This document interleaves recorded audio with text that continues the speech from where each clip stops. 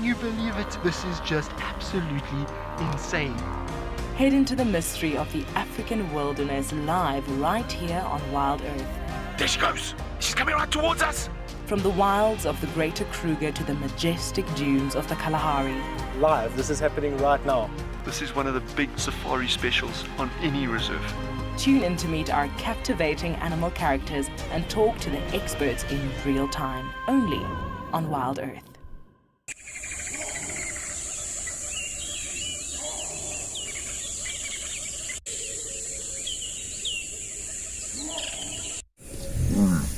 This program features live coverage of an African safari and may include animal kills and carcasses. Viewer discretion is advised.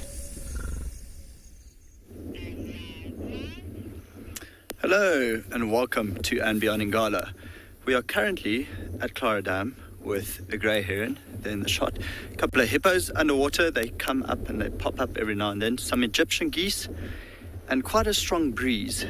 You are with me, Roan, and Odie, just behind the camera. And yeah, we'd just like to welcome you aboard your very own live safari.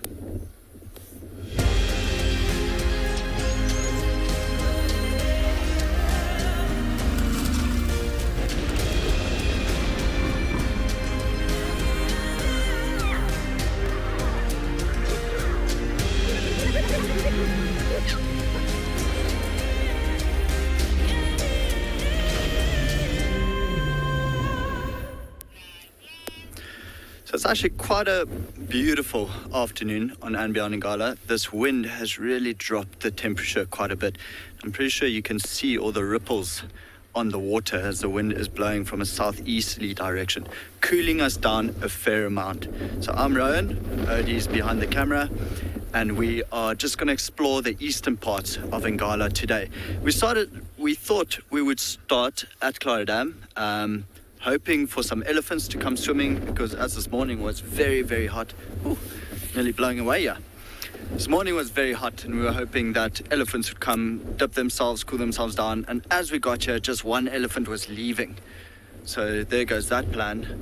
But from here, I think what we'll do is head further east, check a massive open clearing, see if anything is happening in that area, and then go and look for the Birmingham Pride.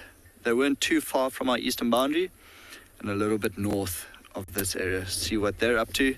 Don't think the entire pride was there, but we'll just have to go see for ourselves in a little bit.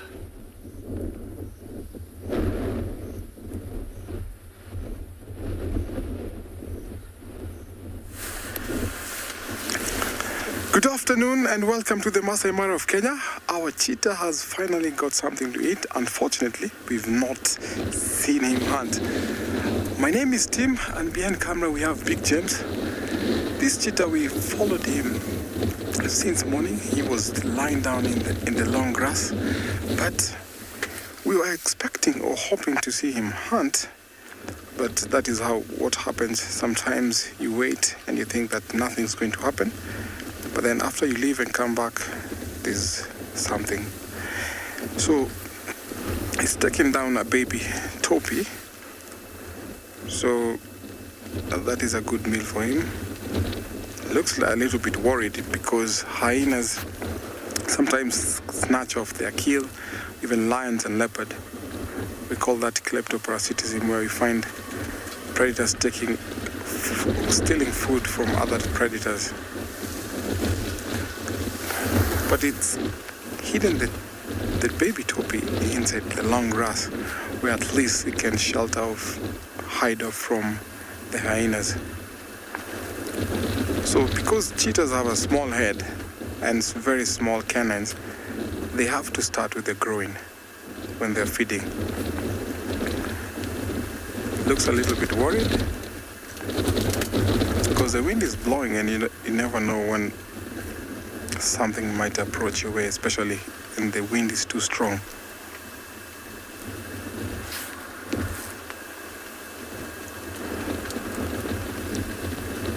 This seems like it happened about half an hour ago because the hind part is still not very much devoured.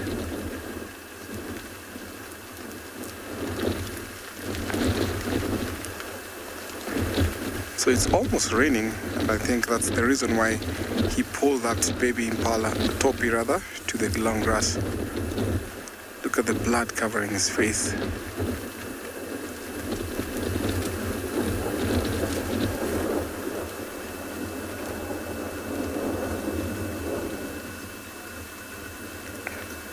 And thank you so much for your comment. Indeed.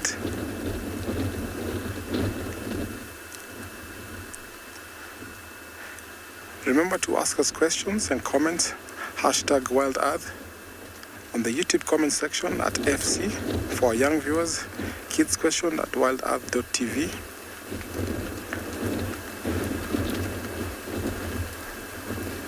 This cheetah looked like he might not get anything this morning because there were a lot of wildebeest around here, and that seemed like a deterrent to him. But possibly because he was not far from a waterhole. I'm sure Topis in the afternoon tried to come and drink, and that's why he isolated that baby Topi and won the prize.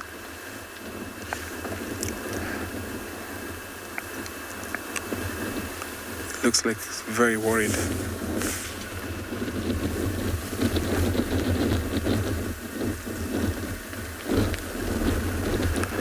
Very, very interesting to see how they devour these carcass. So he has to eat as much as he can, as fast as he can, because when other predators come around this area, then he might be off, because he'll just leave it for them.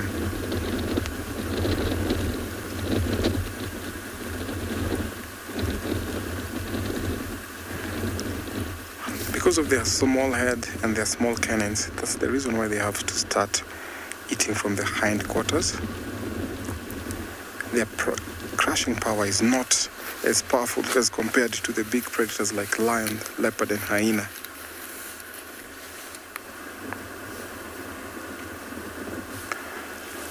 Most often you find that cheetahs will be chased out of their kills by larger predators, and that's a good place where he's at least kept that baby Topi.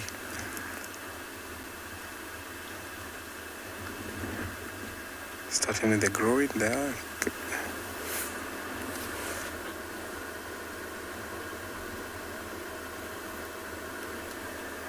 Rosalind, thank you so much for your question. How do cheetahs survive in the wild? For them to survive very well in the wild, they have to be in places where it's a little bit bushy, where they can shelter away from predators most often. So despite cheetahs ranging in open habitat, they are actually best or secure in the bushland area. So the reason why there's a decline in cheetah population is because of loss of habitat. So, for example, the cheetah has given birth. They have to hide the young ones in the fringes of the bushes where there are at least no predators within. So the survival rate for cheetahs has to depend mainly on habitat and food supply. So that is one of the main survival for the cheetahs.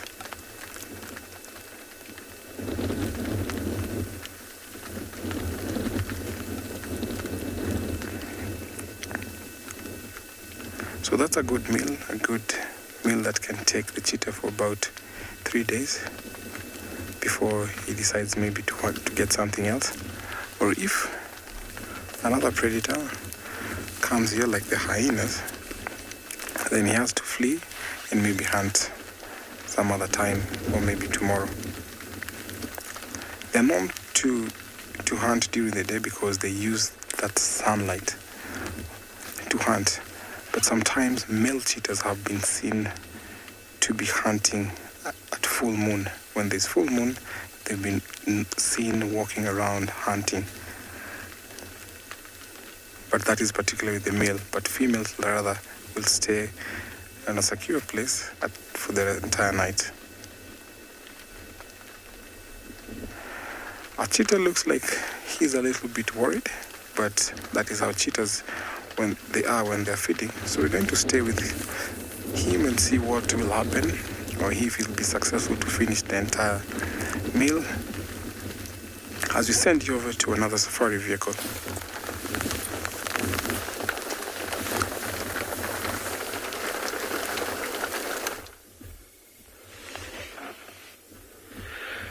Dumela, hello and welcome to a nice warm Tswalu Kalahari.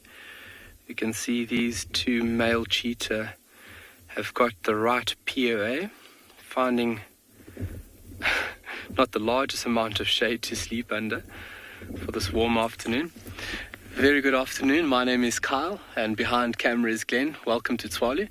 And it's quite warm today, 25. There's still a nice cool breeze from this morning, that nice chilly wind that you can.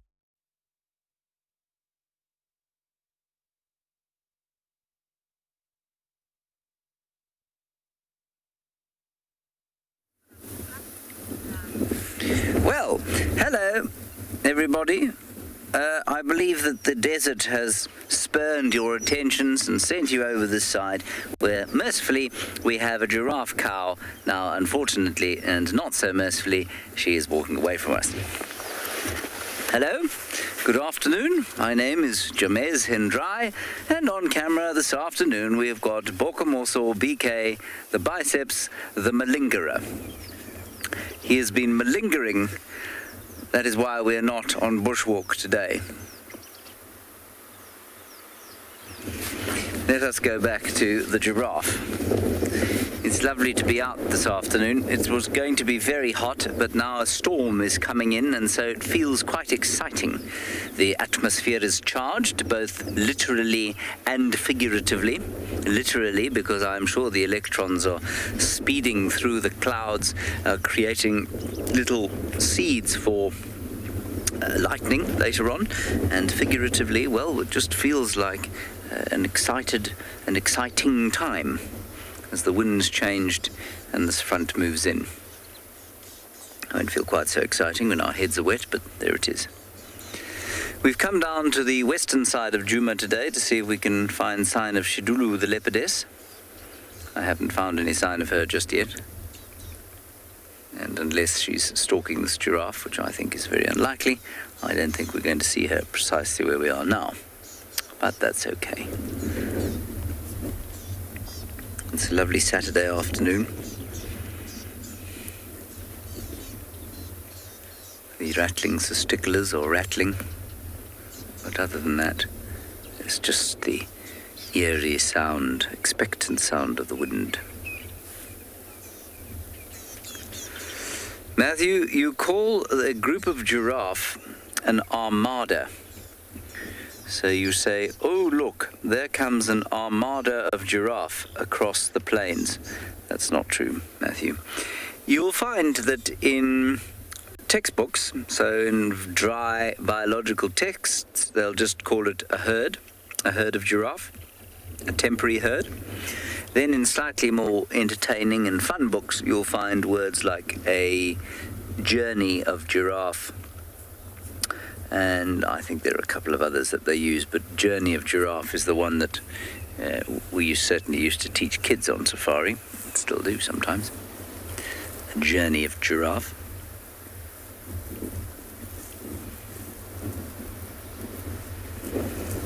But you'll find that those are just fun English terms that we use, like a parliament of owls, for example. You'll never find that in a textbook, largely because owls are almost universally either solitary or in pairs. They don't tend to live in great flocks.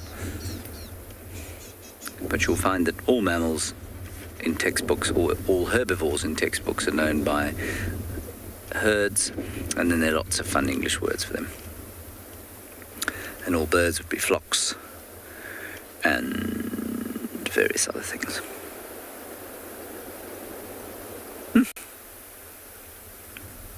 It's cooling down. It was very hot earlier. In fact, it was hot by 8 o'clock this morning, and by 1 o'clock it was pretty steamy. And then the wind changed, and this cool breeze in the front of the front came in. And so we shall leave this giraffe to enjoy the cooling breeze.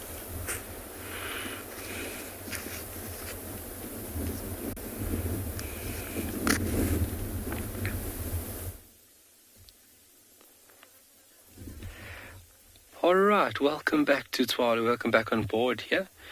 Just appreciating these flat cats and all their magnificent tools, their beautiful body. I mean, it's just beautiful. Look at the coat color. Fantastic. But they are very content with life. Looking at their tummies and how they're laying, it doesn't look like they've recently fed. So hopefully this afternoon we can pick off from where we are moving with Cheetah and Cheetah on the hunt. Hopefully we can get lucky this afternoon with these two boys. But I'd say for the next hour or so they're going to continue doing just this. And this is an efficient way of reserving your energy so that you can keep your body going for as long as possible. See all the biting flies on them crawling through the fur. So the fur not keeping just the animal cool, but is also a very efficient form of protection from little insects like these biting flies.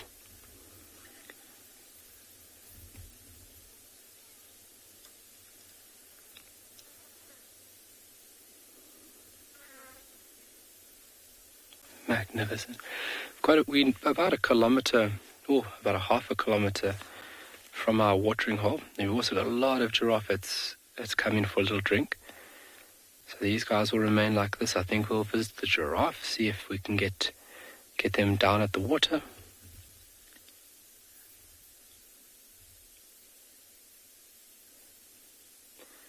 But really nice to see this.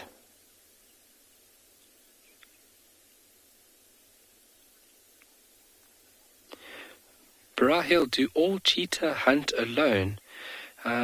It depends if they're alone or not. Cheetah's social dynamics is quite varied. You do find cheetah in a solitary form of life. So those individuals that are solitary will hunt by themselves. But as in where these two boys, these are two siblings, these are brothers, these two boys will hunt in joint effort. So the combined weight and as well as strength, these individuals are able to bring down bigger animals in comparison to a single cheetah. So you can find coalitions of 4-5 males together, and so that's a more dominating, a stronger force to be reckoned with. So if the cheetah's alone, yes, it will hunt alone, but a group of cheetah or a pair of cheetah like this, they will hunt together. And they'll also defend together. They are territorial. You do have a bit of advantage, or you can look at it in different ways. It is a bit of an advantage being in a group. There is always advantages of being in a larger group, such as these two boys here. But flat cats. Just trying to keep cool. Alright, we're going to send you off to another beautiful part of this continent, and we'll see you soon.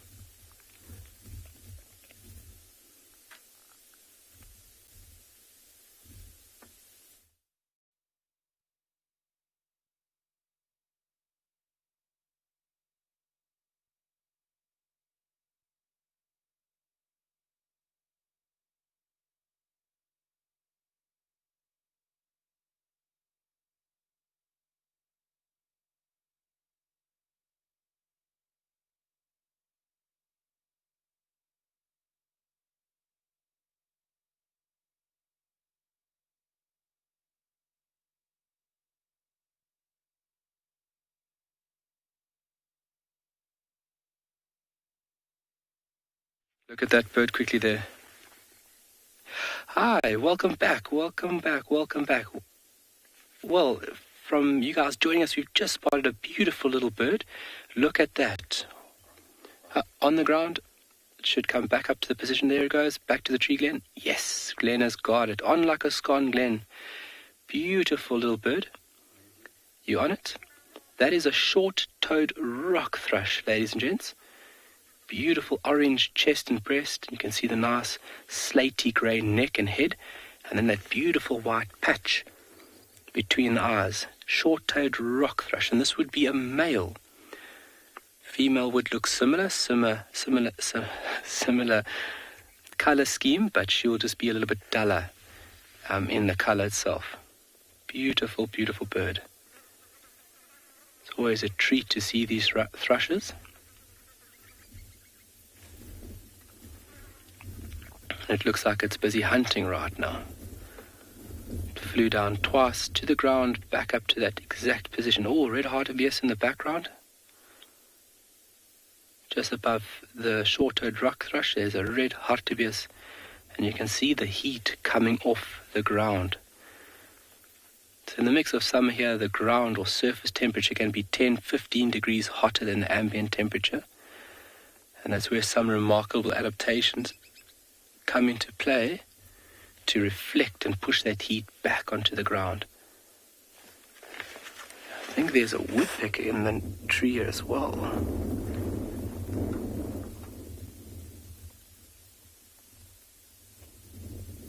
Oh, on the right there, Glenn. On the right, go right, go right. Just go slightly right. Beautiful woodpecker, look at that. Oh, beautiful. That is a cardinal woodpecker.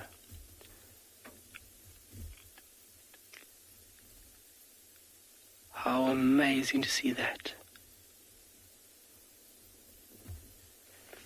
Fantastic. Laughers, laughers, laughers. That always makes me happy.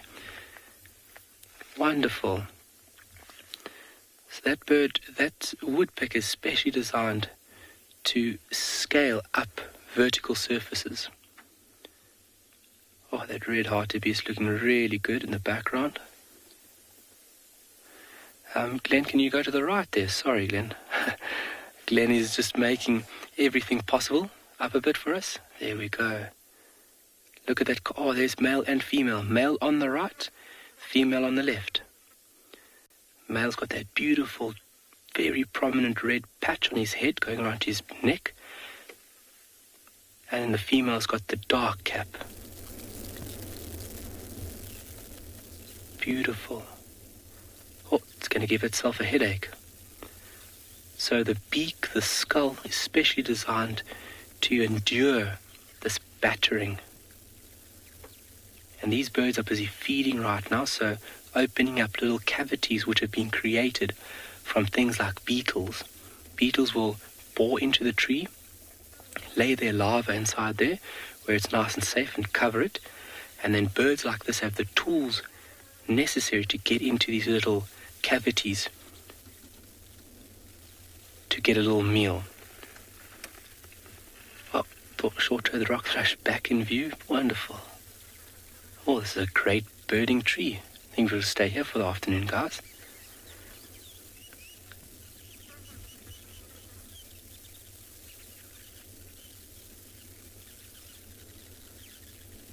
So the remarkable thing about a woodpecker's tongue, it is actually used to give the brain a little bit of cushioning.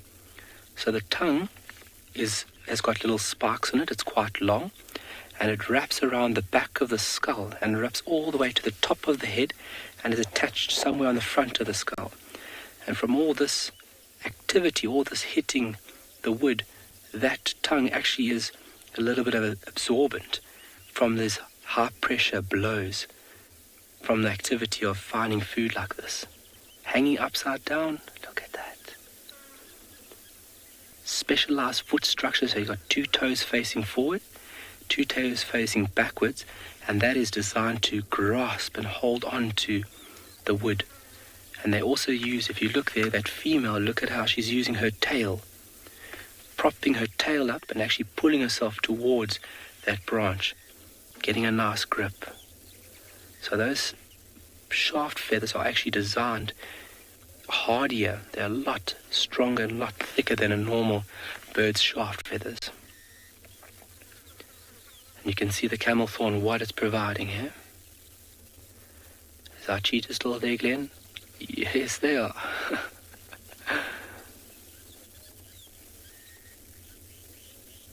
so these two boys are 8, 9 years old. That's a good innings for cheetah.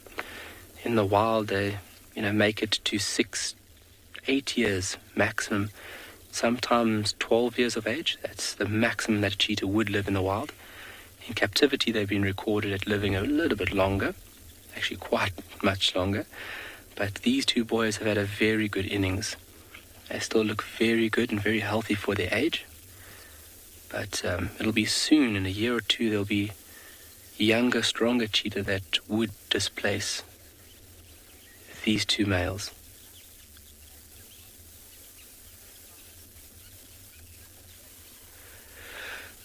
Oh, Elisa, does the hot sand play havoc on the pads of these animals? So that's a great question. So the pads, over years and years of walking, they are fairly tough. They've got a very leathery feeling to them. So giving them the advantage to walk over hot sand. I think if the surface was extremely hot, they would definitely feel the heat coming through. But just from the wear and tear and the constant use of the pads on the sand, they become quite thick and quite resistant to the friction and the movement. Little things like, you got to think about a little animal like a meerkat. I mean, their soles, their pads are thicker to endure this very, very hot Kalahari sand. So yeah, so it wouldn't play havoc, it wouldn't detrimentally affect them. They would still be able to walk over, quite hot surfaces through the summer periods. So not affecting them in a negative way, let's say it that. So if you got your dog at home, if you've got a dog and you feel your dog's pads, from the constant walk on those pads, they become quite tough. Whereas in these boys' pads will be relatively hard. I'm allowing them to walk over hot sand. I mean, our feet won't be able to withstand the heat. Here in the Kalahari, you wear slops all the time. If you don't wear slops, you're wearing your vellies. Veldskoen, field shoe, translated from Afrikaans. And otherwise, you don't want to touch the sand with your feet. We're going to send you off, and we'll see you just now.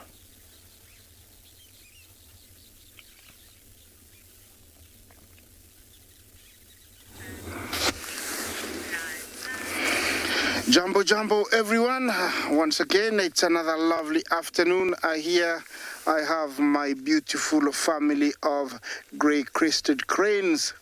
Those two are the sub-adult young ones that we've been seeing, and it looks like they're doing really well. A very good afternoon, and Jumbo. My name is Isaac, and on camera we have Bungei. We're set out here at the marsh, ready to give you and bring you this live safari. And to start with, for us, we have this very beautiful grey-crested crane. It's a family that, since we found them with their chicks, we have been seeing them almost every other day. They have become part of us, and it's such a wonderful gift to have and observe. This is the beautiful grey-crested crane, a bird that spends, what happened there? Spends a lot of its time on the ground, feeding on lots of creepy crawlies, from small fishes, grasshoppers, spiders, dung beetles. What is that he's holding? Are they playing, or they found a new toy? Looks like the little guys are playing.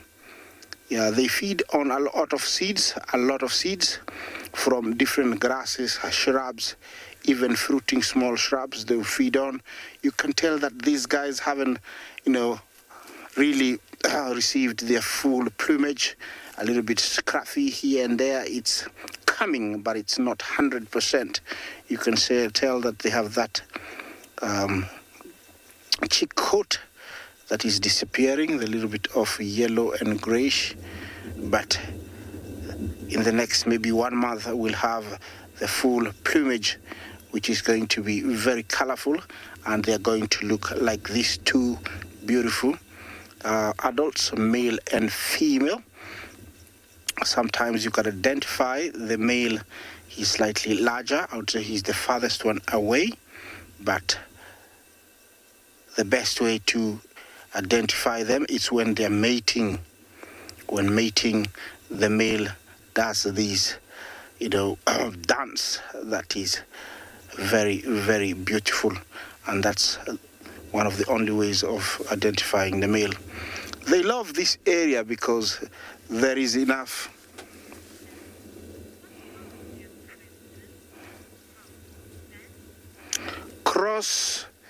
sorry, I didn't, hear the whole name, but you ask, what are their predators? Predators vary, their predators vary from pythons in the swamp, in the marsh, jackals, leopards, and, big birds of prey. When these chicks are young, they could take them, like a martial eagle, a crowned eagle. Even hyenas will prey on them. They will take advantage when they're not flying, like right now. They will take advantage of that. Yes, Bungei, I think you're telling me it is raining over there. Behind that ledge there, or the Olololo Syria escarpment, it is raining, and in front there you can see all the wildebeest and zebra. They are leaving the marsh. They've been here all day, and they are leaving the marsh to head out into the plains. They just arrived yesterday, and this morning we have seen hundreds of thousands, in the marsh, and looks like they feel it is safer further out in the plains. The rains we are receiving are localized rains. This is a month where we should be receiving a little bit of rain, so we're not complaining. It's very, very welcome. And it means these guys might stay a little bit longer, although they have overstayed their stay already. They might stay a little bit longer. So this afternoon there's no sunshine. It's a bit cloudy. You can hear the thunder.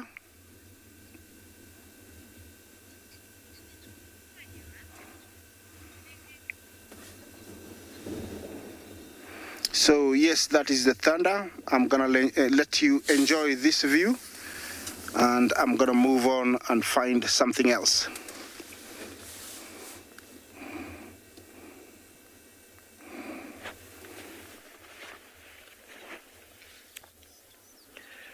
Wonderful tall horses at the pan. Beautiful little herd of giraffe coming to get a late afternoon drink.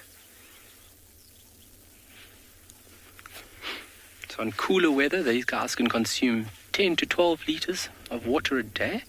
But in hotter days now, when we start getting into winter, a bull can take up between 30 and 48 liters a day. Not being water dependent, obviously their behavior, their feeding behavior, browsing off bushes or eating off bushes, allows them to accumulate a little bit of moisture. But when water is available, you're definitely going to have a little drink, just to cool the body down. It's quite a young group of giraffe. Female, the bigger one there on top, busy browsing. You can see how small and thin her horns are, or ossicones. And there's currently little black tufts of hair on top there. Clear indication that that is a lady.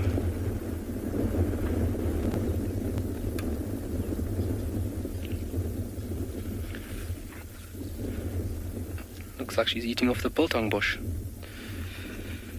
See those seed pods being quite nutritious.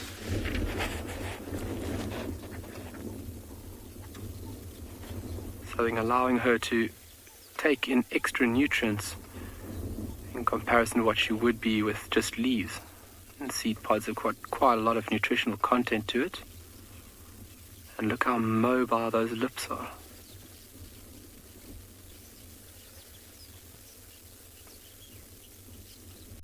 Remarkable creature this is.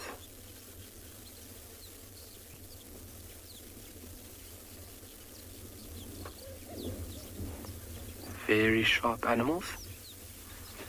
I've used giraffe lots to pick up on predators.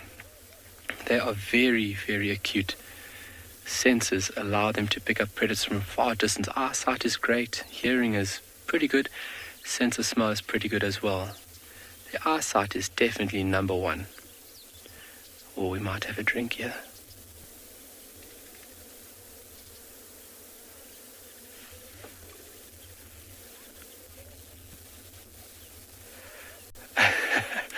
Are giraffes scared of lightning?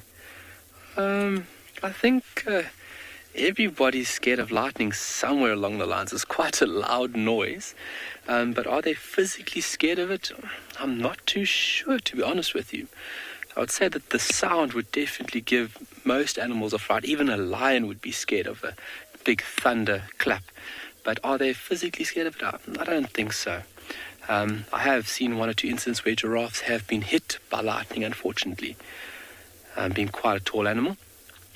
But I think they would be a little bit on nerve, a little bit on edge when we do have big lightning and thunderstorms.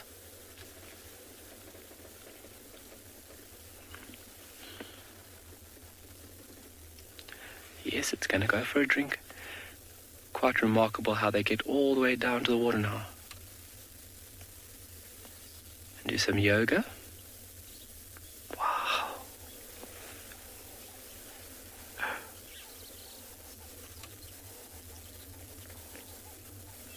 And how beautiful is the reflection of that animal.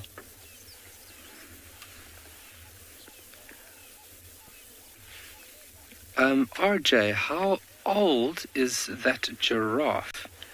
RJ, I'd put the smallest one. I'd put that smallest one anywhere between 3 and 4 years. Yeah. Giraffe grow really quickly in their first year, so you can be tricked, let's say it that, on estimating or guesstimating their age. For the first couple of years, they grow like brand new shoots, like little seedlings. Because obviously that's in their younger years, they are most vulnerable when they are very, very small. So, for example, when a giraffe is 3 meters tall, it would be around about 4 years old. And then they'll bigger. Whoa! What was that? A little hop and skip. Do you think it's just happy that it had a drink? So a giraffe that stands around 3 meters tall, would be a year. And then 4.5 meters, it's 4 years. And then a bull over 5 meters is around about 7 to 8 years of age. So I hope I said that right. So a giraffe that stands 3 meters tall would be 1 year of age, which is quite remarkable. When they're born, they're 1.2 meters and weighing 100 kilograms. That's remarkable. And then when it's about 4.5 meters, it would be around about 4 years. And then a bull itself at 5 meters is around about 7 or just over 7 years of age. So I would put this one almost around about 2-3 years. Wow. All right, we're going to sit over here with these giraffe. We're going to send you off to another safari vehicle.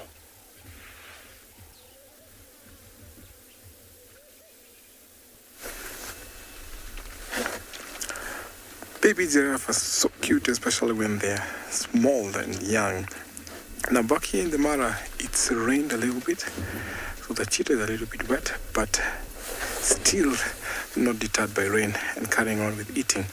You can see almost the entire half of the baby topi is consumed. Now as he keeps on feeding, he has to have a look and scan around for predators and then carry on eating.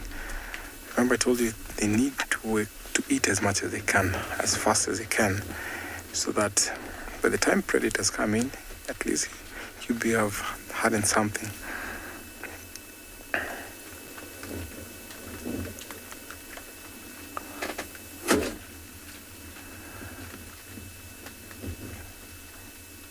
So this cheetah looked like he was very hungry.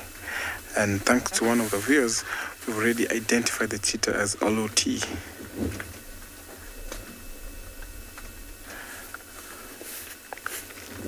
Very tall grass, a good place where you can hide this meal. But as soon as he finishes feeding, because it's a small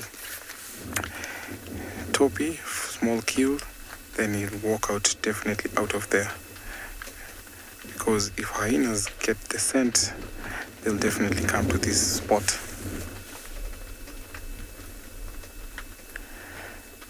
He's one lucky cheetah because previously I had thought that he will not be successful because there's lots of zebras and wildebeest. But sometimes the rules of nature change and they get the opportunity and get the advantage.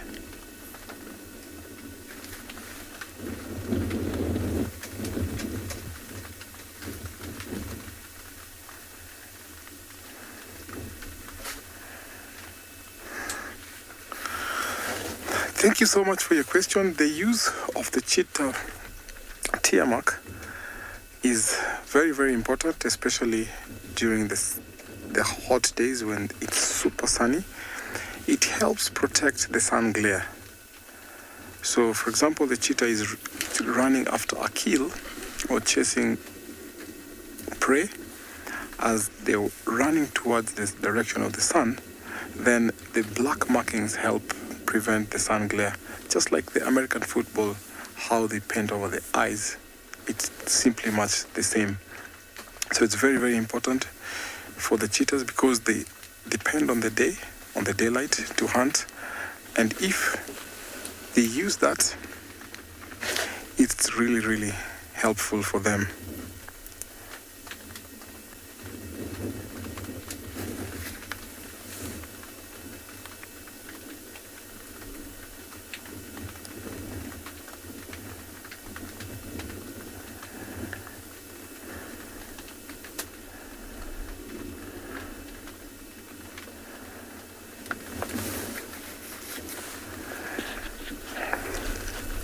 So that's not a big meal, so it at least can keep him for about 2-3 days before he gets to his next meal.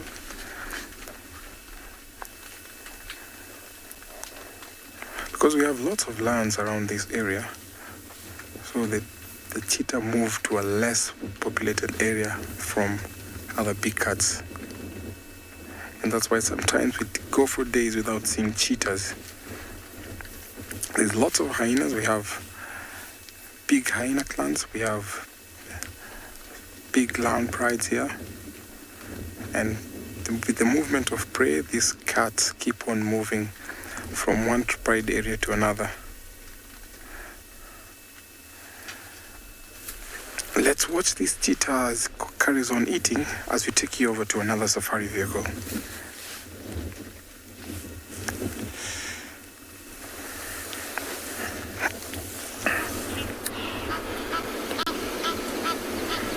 I'm probably going to reintroduce myself on this wonderful location that we're at, but you're looking at a tiny little Egyptian goose gosling battling the waves today at Leopard Dam. My name is TAYLA McCurdy, and on camera with me is Sebastian Romby, and we are here at Pridelands. I don't know if you're going to be able to hear it, but there is a pair of Egyptian geese making quite a bit of noise in the middle of the dam. They're very, very concerned parents. The wind has picked up, and the terrible weather is on its way again, so it's quite difficult for these young goslings to navigate the water. You can see, look how the wind is pushing about some serious waves. So I think we only saw 2 earlier, but now it looks like there's 4 little goslings there, which is a shame because these Egyptian geese can lay up to 22 eggs. And if you're fortunate enough and they do all hatch and you catch them within their first couple of days, it's quite something to see them all bundled up with one another. But just the 4 of them, and they're not staying out in the middle of the water. They're typically going to the edge of the banks, as these little ones, well, you can see they're struggling in the wind today, so they're going to get a lot more tired or quite quicker than they normally would. So off they go to the edge of the bank. And also with lots of predators out here, especially ones that fly around in the sky in the forms of African fish eagles and a number of other raptors, they'll definitely snatch up those chicks if they get the opportunity. So they're quite well protected on the edge of the banks, which you can see all those trees and overhanging branches hanging about there. There they go, straight out of the water and underneath the branches. And mom and dad panicked, come back, that's too far. Very protective parents, as you can see. But the chances of these 4 goslings making it to adulthood are very slim, which is quite sad. The fact that they've got so few left and they look very, very young still. They still look like killer whales. If we get to have a close look at them, they've got pretty much got the markings of those beautiful, well, an orca, maybe you know them as orcas, as those marine mammals. But off they go. And there isn't much out at Leopard Dam this afternoon. No buffalo lingering, no elephants. But with the rain that we've had in the low veld, you can imagine, we've actually had rain all across the Greater Kruger, which is fantastic, and lots of it. I think that a lot of the breeding herds of elephants and the big herds of buffalo have now moved a little bit sort of to, I don't know, the sort of southeast in towards the basalt plains, where the grass will be growing very tall and very quickly.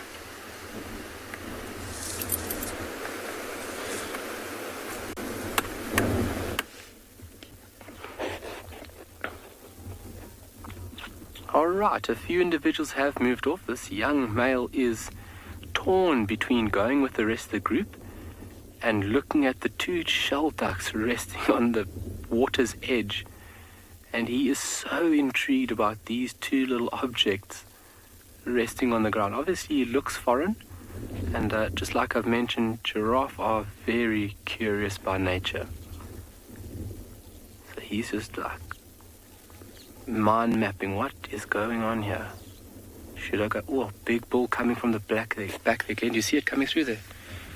Wow, big bull coming through the back.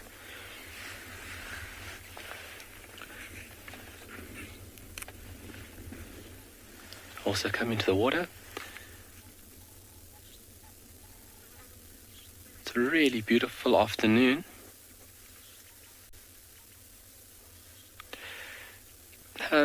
Jackie, do giraffe ever play in the water? I have never seen a giraffe play in the water.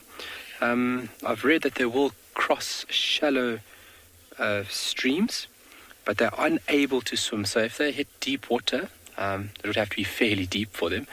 Obviously, they're unable to swim, but they will cross through like muddy little banks and muddy little streams to get to other sides. But playing in water, I've never ever read or never ever heard of giraffe enjoying the aquatic side of things. Very, very interesting question. Yeah. Because it's only something like that you would have to see it to believe it, you know. It would look a bit awkward, this giraffe playing and wallowing around in the water. But yeah, designed solely to be terrestrial based. Wow, look at the size difference of these 2 animals. So that's a very mature bull. So that gentleman's over 7 years of age. At his height, that's about 5.5 meters coming through there. So males that fully grown would be nearly a meter taller than a female. And so this older bull is looking at this younger individual now. It's also a bull, a young male. But how beautiful is that individual? Wow.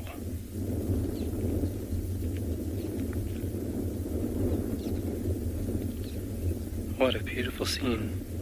It could be a painting, Glenn. Nice one. Glenn's got a very artistic side. Framing up and making this giraffe just look magnificent. He's also going to go for a drink. So you got to think about when this animal goes for a drink. It's quite a remarkable thing. You think about the blood rushing to the animal's head.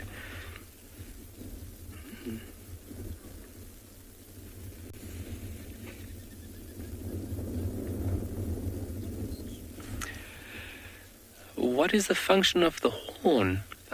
Oh shit, Glenn, here at the ground, there's a cobra. There's a cobra here. Sorry guys, there's just a Cape Cobra right at our vehicle here. And I don't want it to go underneath the vehicle. Sorry, so I'm just going to move. Oh, shit. Can you see it there, Glenn? Oh my word. That's our stick from the other day, folks. That's why situational awareness in the bush is a very important thing. It came up on the side, and I just caught from the corner of my eye the scales shining. Oh, my heart.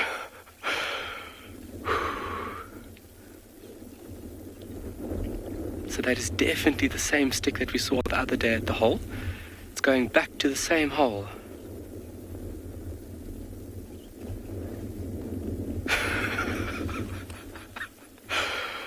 Oh my word. But how beautiful is that animal moving on the surface there? Just effortless, like it's gliding.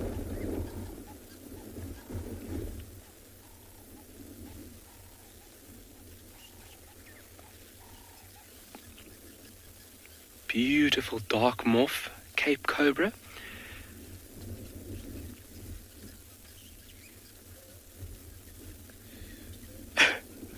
I'm fairly excited as well, but on another level.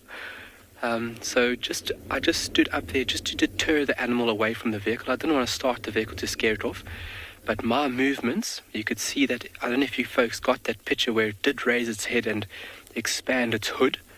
I just didn't want to go in the vehicle, because if it ends up in the vehicle, to get it out is a bit of a tricky obstacle, and then obviously you never want to hurt an animal. It could go in between, the wheel arch and the axle, and it could could hurt itself. So we wouldn't want that. So just by me standing, I could see the movement, and then from there it was deterred. But unbelievable.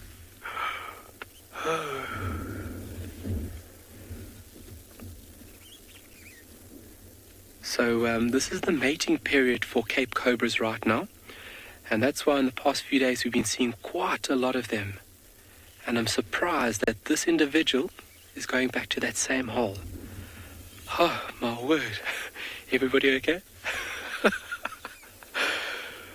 Oh, unexpected. That's the beautiful thing about being in the bush. Everything is just it's unwritten, untold. It's just fresh and new all the time. So that will be a nice information for TAYLA, a gentleman that's busy working in conjunction with Tswalu Foundation and doing research on these magnificent creatures to understand a bit more about them. Because like I said, we hardly know nothing about them, and they are a very widely distributed species of snake. And so better understanding their ecology and ethology is very important so that we can protect them. And that's what Tswalu Foundation is trying to do, is looking at multiple species within the Kalahari, but looking at the system, what is happening to the actual ecosystem itself. So once we've got the data, we can then push that forward to better protect it.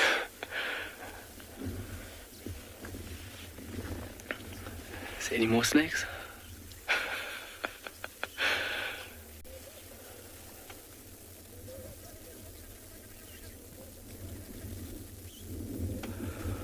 Whoa, Layla, is that snake poisonous? Yes, it is. It holds one of the most potent out of South African snakes in terms of its potency. It's what we refer to as a neurotoxic venom that the animal would use to subdue prey. So yeah, it is a very, very, very strong, one of the strongest I think in Africa, if I'm not mistaken. So if that snake had to have unfortunately bitten me, I've got a couple of minutes before artificial respiration would have to be taken in. So with snakes, you've got to be very careful with things like that. And looking at that snake, what possesses that venom category will be possessed by a certain type of dental structure. And other types of dental structure will hold other types of venom. And it's all perfectly suited to the snake's habitat or food items. Also its habits, how it hunts. So that gentleman or that snake is a very quick snake, actively hunting small rodents, birds, lizards, other snakes. It is cannibal, so it will eat other snakes as well. So yeah, it is poisonous and would do a little bit of damage. That giraffe just looking like, should I have a nibble? All right, we're going to send you off. We'll see you shortly.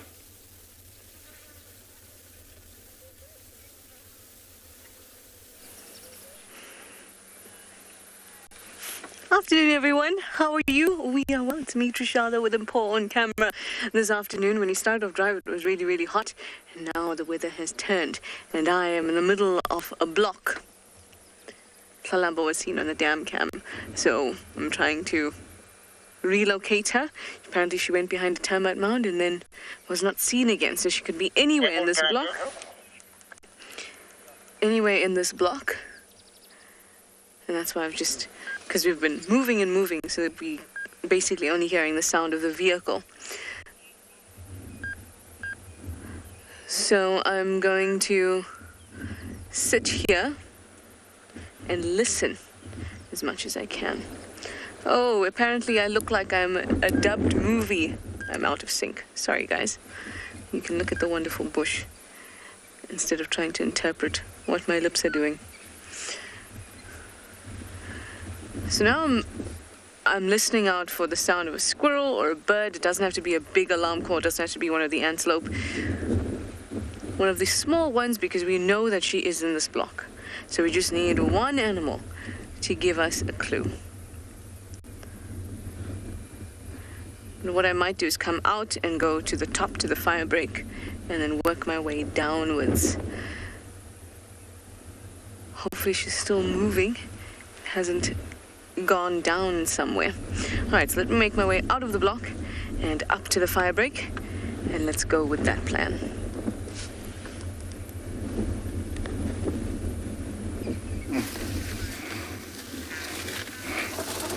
Well, here at the marsh, it never disappoints. I've come across quite a good number of elephants, but they seem to be moving farther away from me. I don't mind. We have a zoom camera that can, pull them closer. That is the kind of environment we are in. This looks like one of the females. We know her with one long tusk. I also have known her for quite a long time, and looks like they're here enjoying a bit of grass, and maybe they're going to move into the trees and browse, feed on the brushes. Remember, this is the African elephant. Loxodonta africana, an animal that is doing very, very well. We have a population currently of over 40,000 in Kenya, and it is increasing due to, strict conservation projects that have been put in place. The numbers are coming back. Before, we were losing about one every 15 minutes, but now they're very safe. They're being protected, so there's nothing to worry. I'm hoping that the numbers are going to increase. Let's move further up and see what we can find, because it looks like they didn't want to become famous, and so they left the road. Further up the road, I can see that there is 2 lionesses, and so I'll be seeing you when I get there. And as I drive, let me take you to another live location.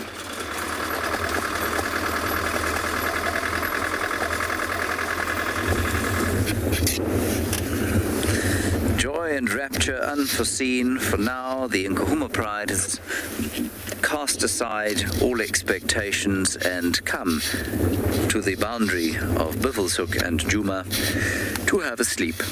There they are.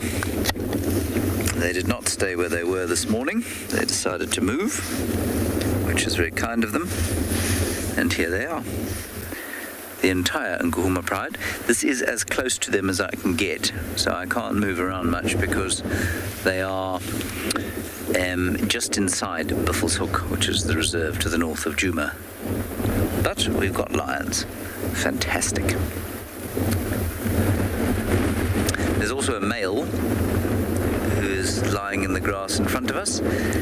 I suspect it's the dark mane male. I think that's him. I can't see properly. Yeah, it looks like him. Haven't seen him for so long.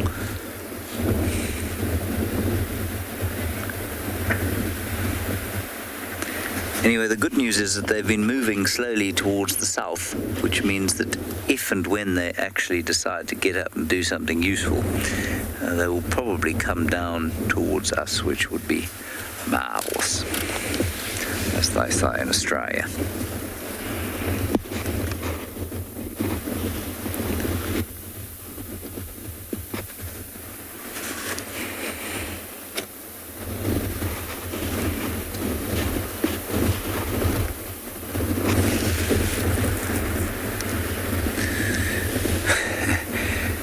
Is that really your name? Yonasi. How do we spell Yonasi? Yonasi, if that is your name, predators do eat each other. Leopards specifically will target other predators. They eat jackals readily, where they catch civets. They take mongoose quite frequently. Lions less so. But we do know of examples of lions eating other lions sometimes, but that's normally after a battle. It's unusual, but they do it. Interestingly, it would seem that very little will eat a hyena. And so when we have seen hyenas killed by lions, normally the lions have left the hyena alone. But yes, in answer to your question, they do eat each other. Now, I suspect that we're being privileged to have this movement simply because the weather has turned. And so, although I'm not sure that they're about to get up and do a 10-mile training jog, I think that they might get moving sooner than they might have otherwise. Apparently, Mohawk is that male lion. Well, I'm most impressed that all of you have been able to identify him from that particular site of him. But thank you very much. I'm not surprised you can. I'm just impressed.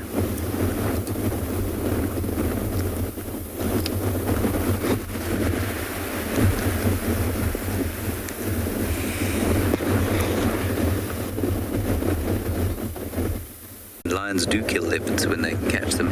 Lions kill anything that they see as competition, including their own species. So they'll kill each other. If a leopard was stupid enough to get into a lion's way or was snuck up upon by a lion, then yes, it would definitely kill them.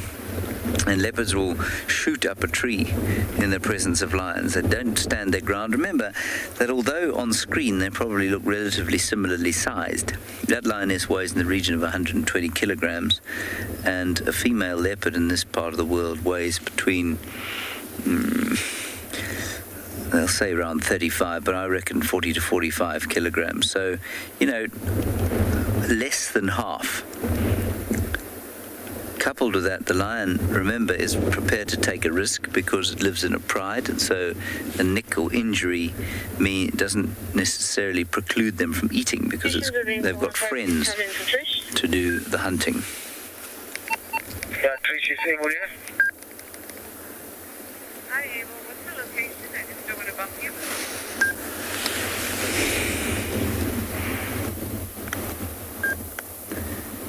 That lioness is having the best scratch.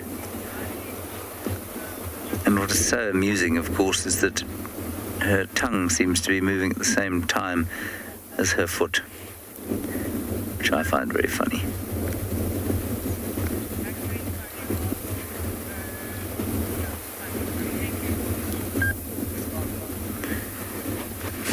So I think we'll just sit here and see what they do. Maybe they'll come south.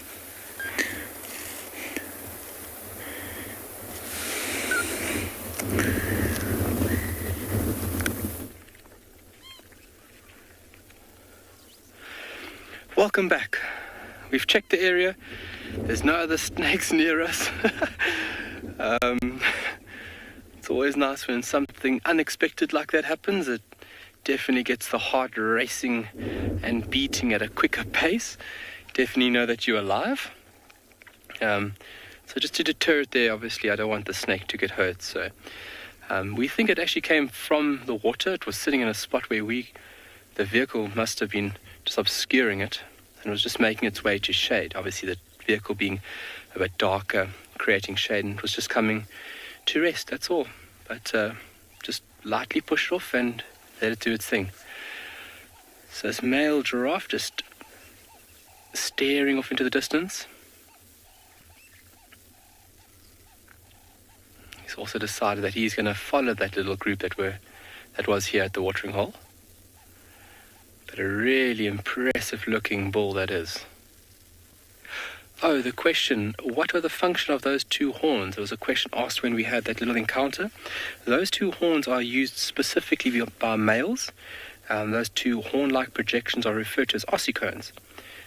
When giraffe are born, those little bone-like projections are suppressed, and within a few days they erect, and then after a couple of weeks they physically fuse to the skull. Males use them for fighting in a display known as necking. So you can see Glenn is pointing out beautifully there. It is bald, or it's worn down on top of those ossicones, and that's from the constant wear and tear, the battering that those two projections have gone through to wear the hair that should be on top there down to the actual bare bone. So males use them for fighting, and you can see how thick and how dead straight they are. Males are thicker and straighter than females.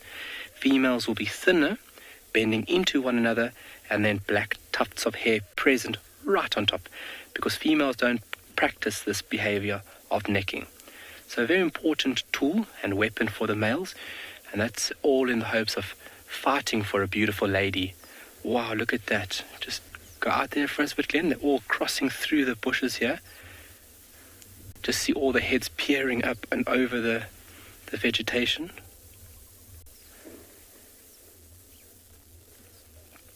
What a beautiful sight. A journey, a tower or a stretch, whichever one you prefer. Glenn was asking earlier, why is there a few collective nouns for giraffe? I think because everybody just loves giraffe. And in terms of conservation efforts, we have to do everything to ensure these magnificent creatures for future generations. Because who doesn't love a giraffe?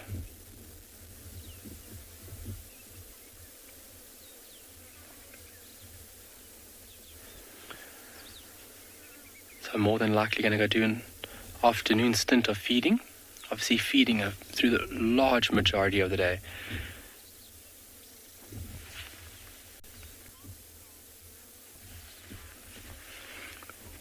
Oh, Liz, how fast can a giraffe run? So a giraffe has quite a large gait, so the position between the front and hind legs, and when they're at full tilt, I mean, they could hit 50, 60 kilometers an hour, which is fairly fast. It also has quite a high degree of stamina. It can keep that pace up for quite a while. I've even read illustrations that sorry, I just heard a bird there. So yeah, 50, 60 kilometers an hour, and then they've got the stamina to keep that going for quite a while. It's pretty incredible. But quite a wide gait between the two legs, where the front legs will work with each other and the hind legs will work with each other when they run. But when they walk, it is the right hand set that moves together and then the left hand set that moves together. It's quite remarkable to see that walking format change depending if the animal's walking or running.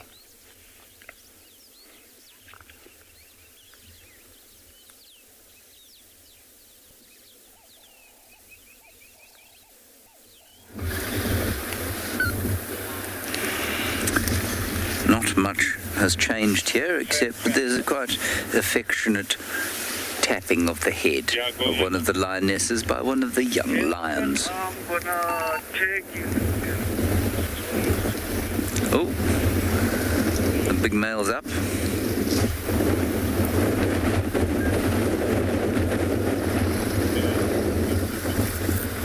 He's moving to greet the rest, I think, and he's back down again. I don't think he's going to go and say hello to them too much, because they tend not to be that tolerant of having the males all around them. And often you'll find a male lying away from the pride. Like I say, I can't really get a better view of him right now. He's sitting quite regally though. If he just take 3 steps forward.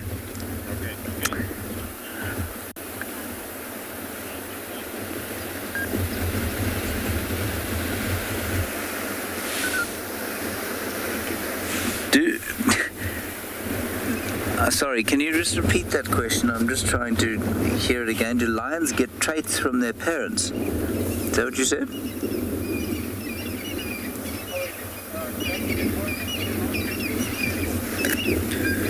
Ian, I'm not sure what you mean by traits, but yes, of course they get their traits from their parents. I mean, they are 50% dad and 50% mum.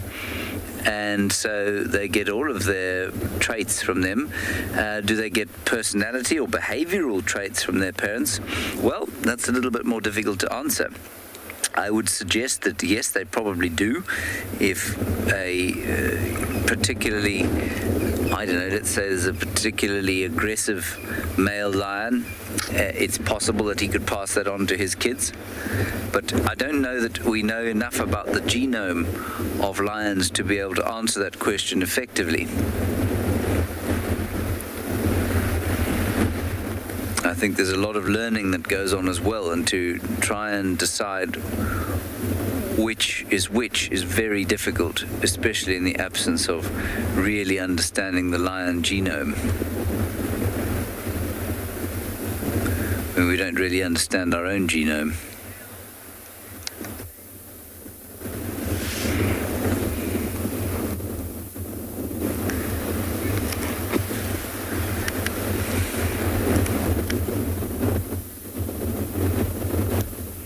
Remember also that studies like that are difficult because it's very seldom one gene that is responsible for anything at all.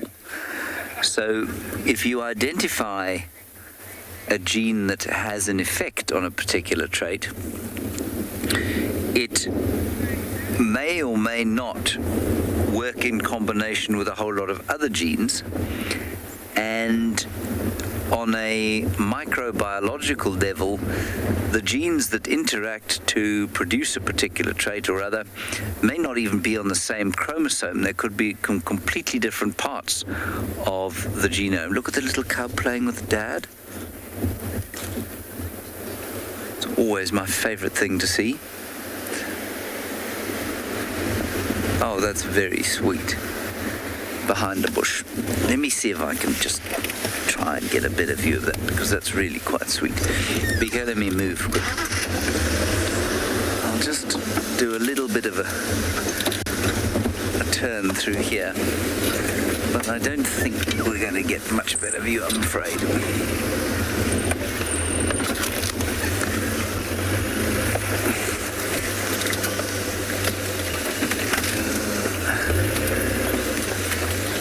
There we go. How's that? It's a little bit better.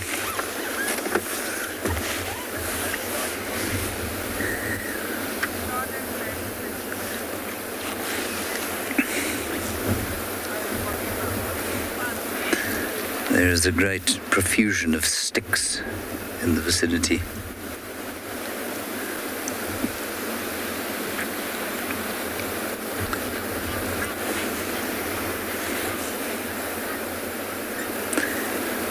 Right, let's see if they have a little play or if they just go back to sleep.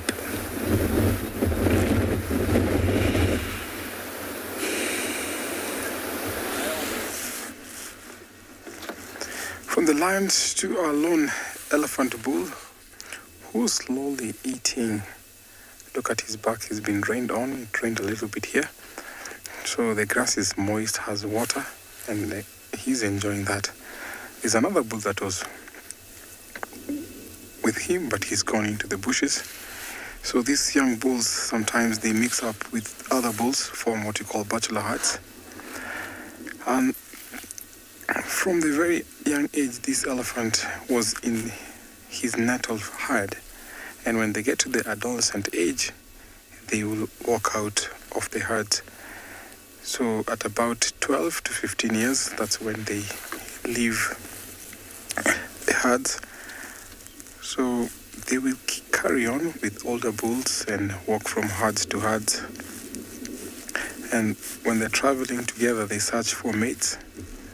And that will help them also control inbreeding from the member herds. So once these bulls become adolescent, they start discovering their role to play in the herds. They will learn the rules about adulthood, social interaction with other bulls, and mating etiquette. So sometimes when you see a bull like this, sometimes in the fringes you find that there are older bulls that accompany them. So once they leave the natal herd, they'll be walking with the older bulls who teach them the survival etiquette, survival instinct, survival how to cope around this environment. And sometimes you find they walk long distance in search of water, in search of food, security also, because these older bulls have the experience from when they were teenage to how old they've become. Now these younger bulls that associate themselves with the bigger bulls, we call them askaris. Askari is a Swahili word which means guard. So sometimes we have guards who will walk with these big bulls. They don't have permanent territory. They walk from one area to another, covering a wide range. So the elephants are not territorial. So these bulls sometimes will hang around here. You find the next day they are about 1 kilometer or 2 away. So the communication that is around here, he can understand or learn or even hear the other bull that is within this area. See, sometimes they stop and pause. That tells you there's a communication that went through, and then they carry on eating. It's not too hot, so that's why he's not flapping his ears that much. The temperature has cooled down because it just rained, and he's enjoying every bit of this place.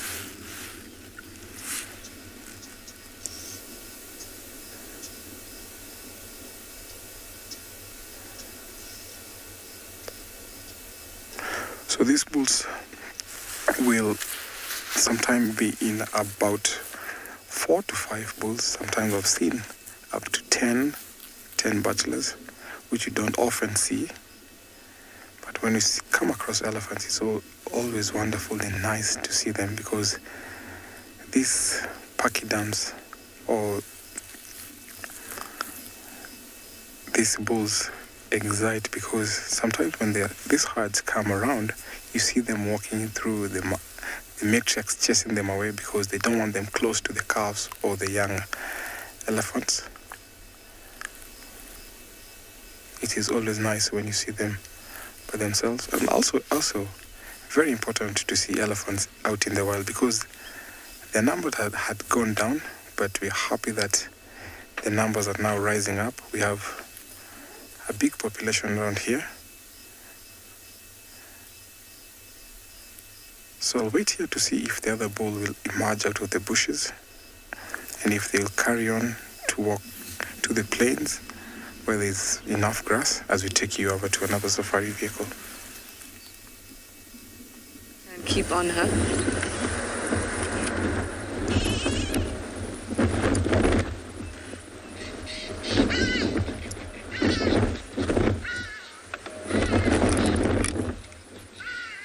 She's looking for something.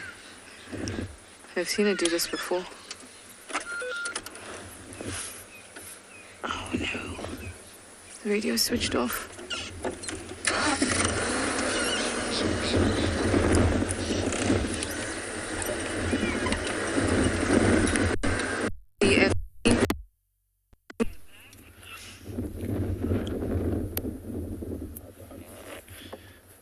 So, we managed to find one of the young females of the Birmingham Pride. She is looking for the rest of the Pride, so you can see her nose is head down, basically on the path, trying to follow the scent. So we know exactly where we left them this morning, but then a herd of buffalo came past, and we could see where all the tracks went of the lions chasing the buffalo, and she managed to lose the rest of the Pride. So what we're hoping for is that if we follow her, see, there she goes as a trot again. If we follow her, she'll lead us to the rest of the Birmingham Pride. Fingers crossed. It hasn't been easy, and she's literally running in circles. Every now and then, just a soft contact call, hoping that the rest will answer. Let me try find a gap through here again. Quite an interesting way of finding her.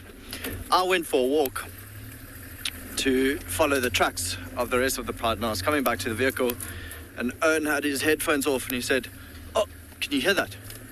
And I said, no, which direction? And he said, "Somewhere here." And then as I looked to our right, this lioness was about 30 meters away. Both of us staring at each other, very surprised to see each other. It was really going in circles. I mean, we were just parked there. So yeah, quite a nice way of finding her.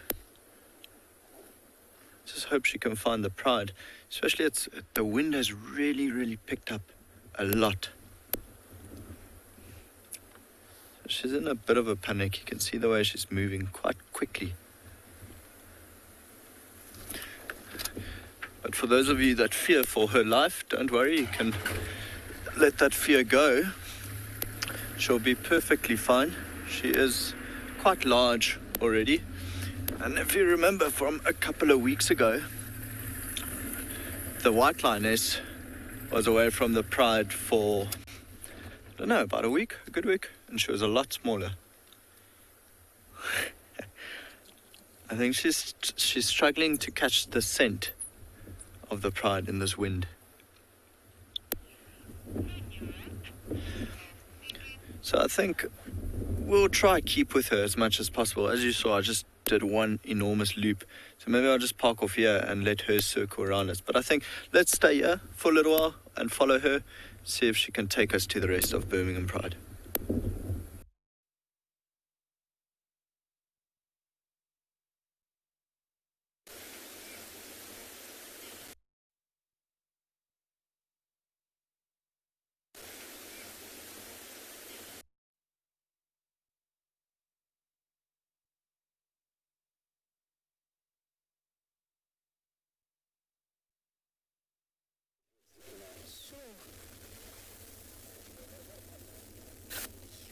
All right, just looking at this wonderful watering hole.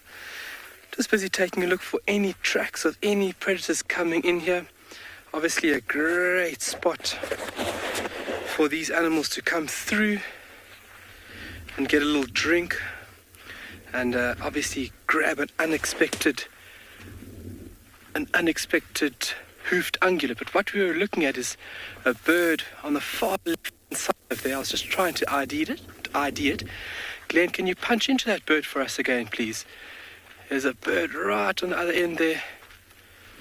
Very small bird. At this point of the year, we're having a lot of birds migrating down from the northern hemisphere, coming to spend a bit of time here in South Africa.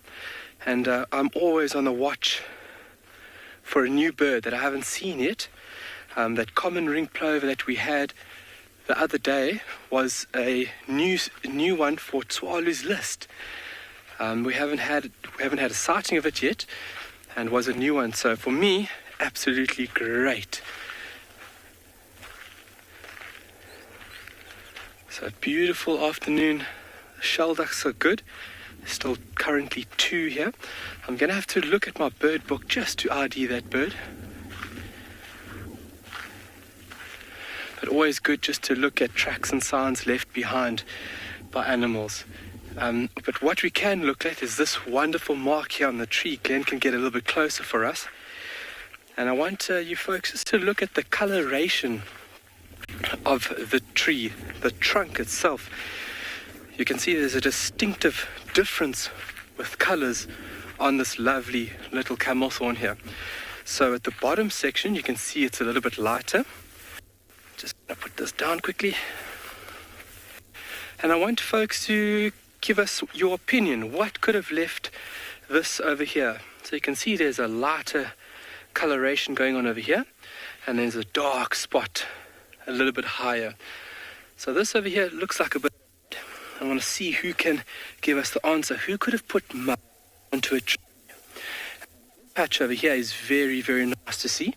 And also a telltale sign for the one tree which they mark it every single time that they come to this area. They'll come up over here, they'll smell around, they'll more than likely drop a scat, and then this specific tree around, tail up and urinate.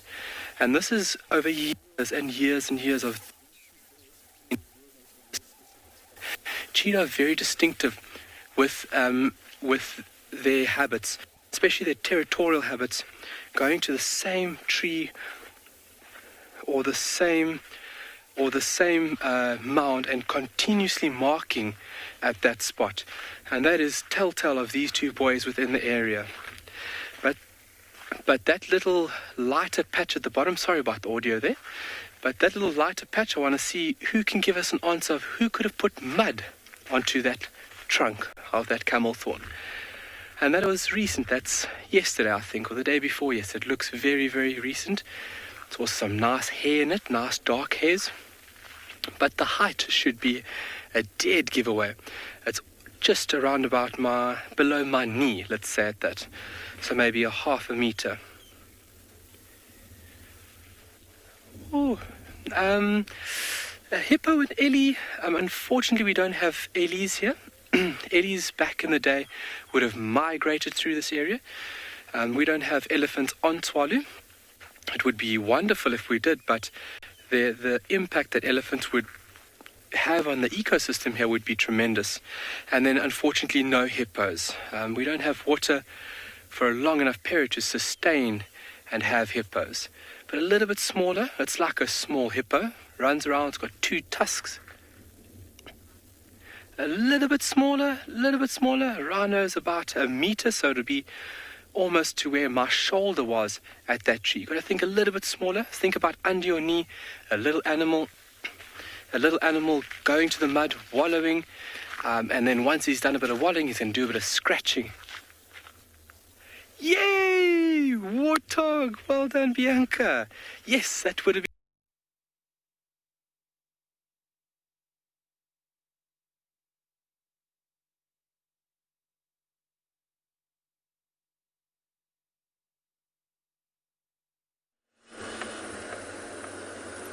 Sorry about that, guys.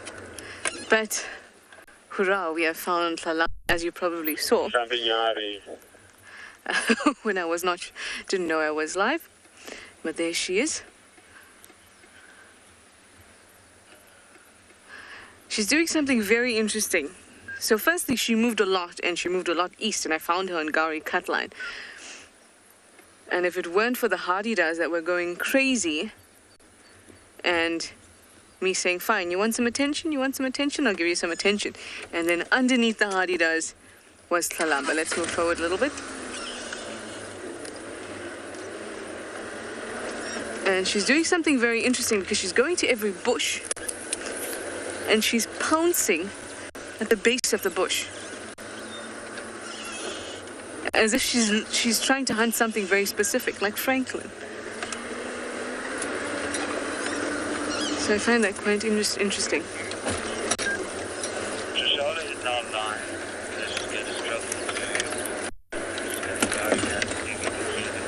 Alright, here we go.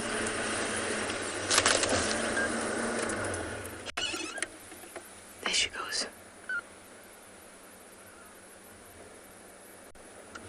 I almost thought that she had stashed something, and she kept looking at the bottom of the bushes. See, like this. But then she kept pouncing at little things at the bottom as well. Look at the tail up in the air. That's to tell birds that would alarm at her. I see you. Thank you. Stop alarming. Stop giving me away. I see you. And she'll lower it again.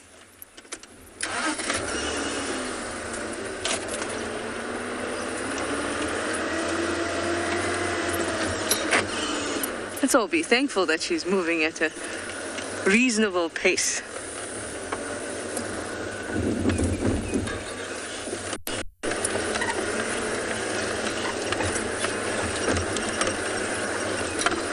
Oh no, she's moving towards the dreaded drainage.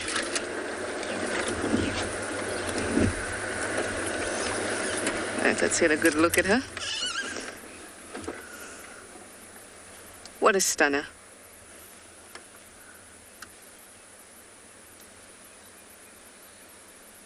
looking for?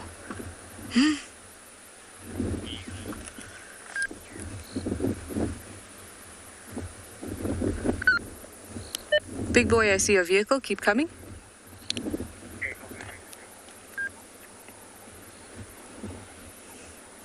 This is the worst moment for vehicle to join the sighting because they're just going to see very little of her.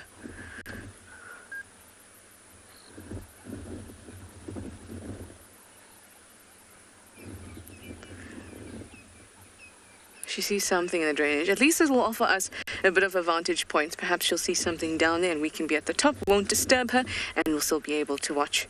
Well, we're going to stick with her for as long as we can.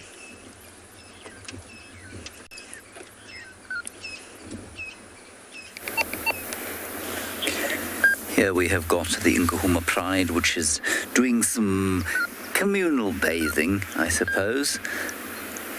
They're all having a bath at the same time, following the example of the male. We also spotted another male just further up, but we can't go and see him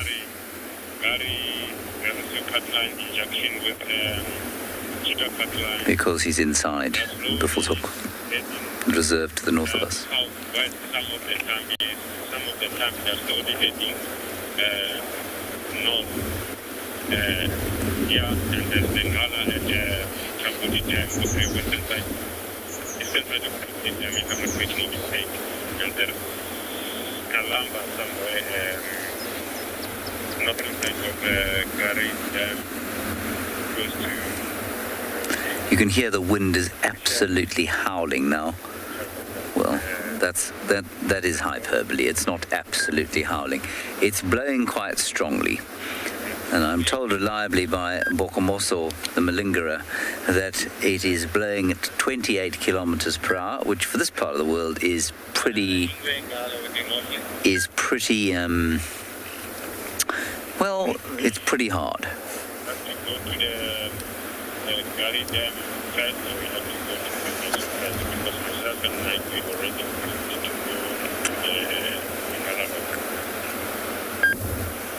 Yeah, you guys go in Gala, but I'll go in Gala first, and then I'll go in Gala. Bit of scratching.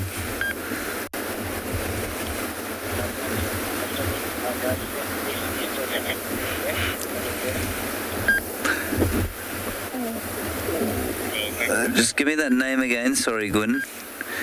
While I wait for the name, no, a lion is not actually necessarily part of the pride.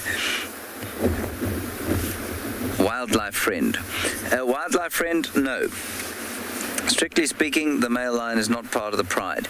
So these two guys have dominion over the Nkuhuma pride and also the Talamati pride to the north of here. And they are part of neither pride. The prides, both of them, fall into the territory of the males. You do find some cases where the male only has one pride that he looks after, or a group of males only have one pride that they look after, and then I suppose you might consider them males or part of the pride. And also, as you're talking,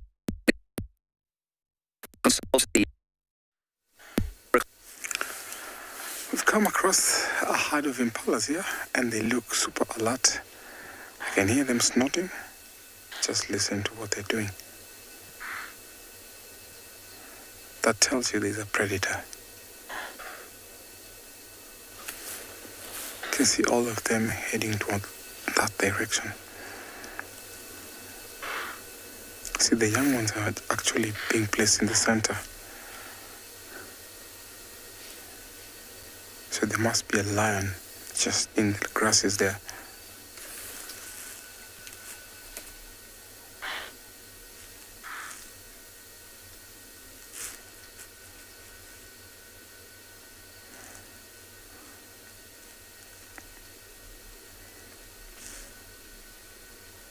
They're all super alert because if anyone makes a mistake, then they will be dead. So that is the reason why they have to watch these predators until they're out of their sight.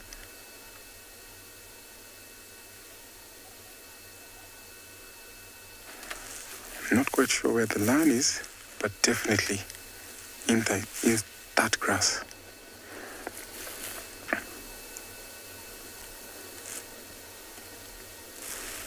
You can see those tiny ones grooming themselves.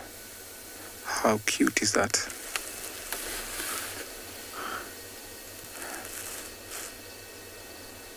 Because some of them have not seen or got the scent of the predator, they carry on with the activity, and that sometimes is what the lion take as an advantage. So I can see the lion up in the distance, walking in the grass. So some of these have not seen the lion, but I'm sure as soon as they see or spot the lion, they carry on snorting and alarming. Yes, it's going on. They've already seen the lioness, but the lioness has actually given up because she's been spotted way over in the grass there. She's walking away.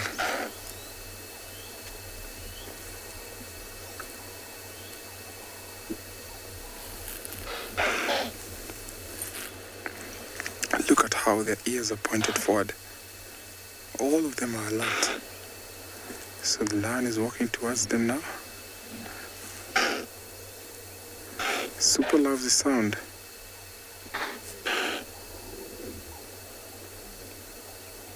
Look at how alert they are.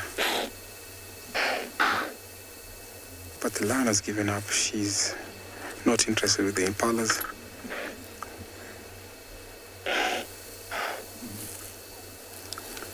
They have to watch keenly and make sure that the lion is out of their sight and then carry on with the activity, because if that carries on and she's hiding, they all be running away.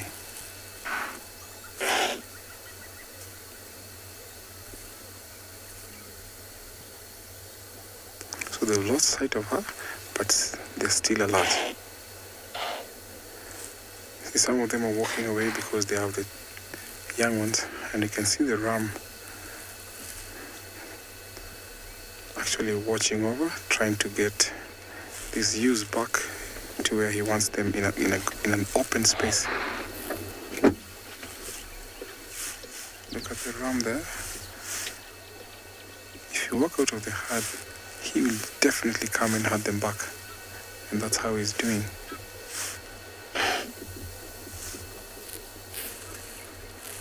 So the lion possibly is following a scent trail, because I could see the lion sniffing up around.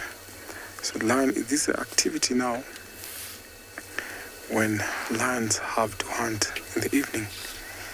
So these impalas, good thing they will not be in the menu for the lion. But let's see what will happen as we take you over to another safari vehicle.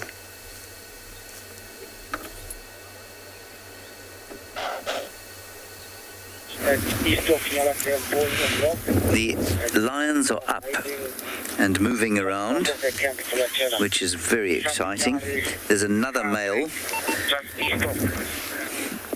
and it looks like the blonde-maned male. He was coming this way, and I think he's collapsed. Is he coming? Oh, there he is.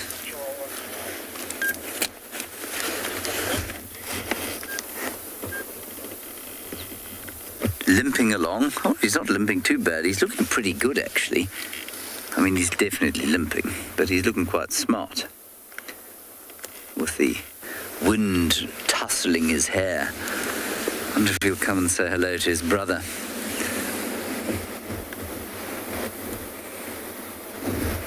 Yes, there we are.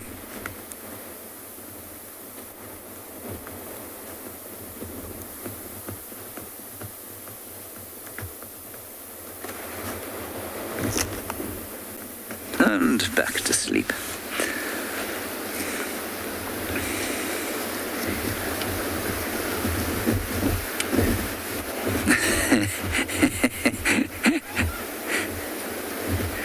Gosh, he's actually turned into a rather magnificent looking male lion, albeit one with about 47 limps. 47 different injuries which cause him to limp. My only complaint about the sighting is that the lions are lying amongst way too many sticks.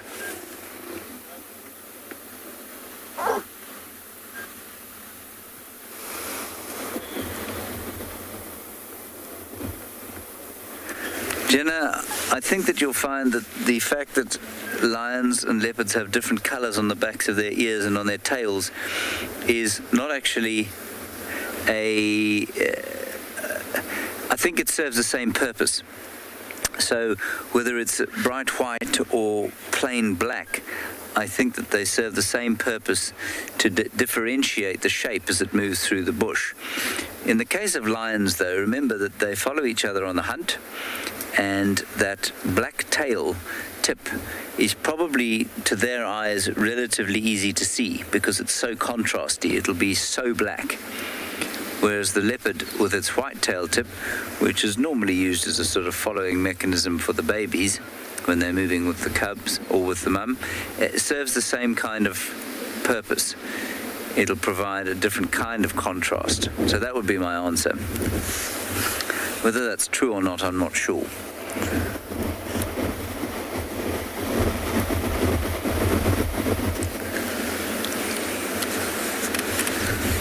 The wind is howling.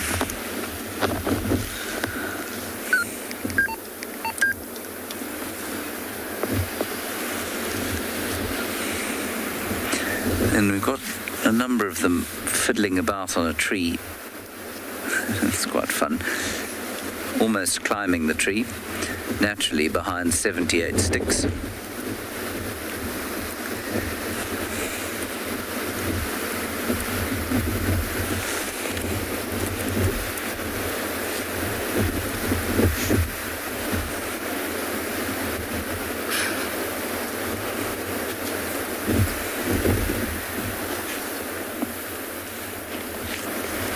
I don't think I've seen these two together for goodness knows how long.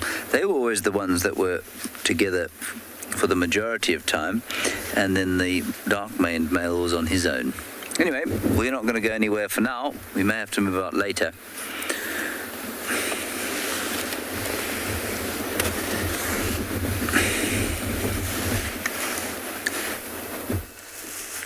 From the lions down in Juma, now back to the Masai Mara, where we saw a little bit earlier a lioness walking in.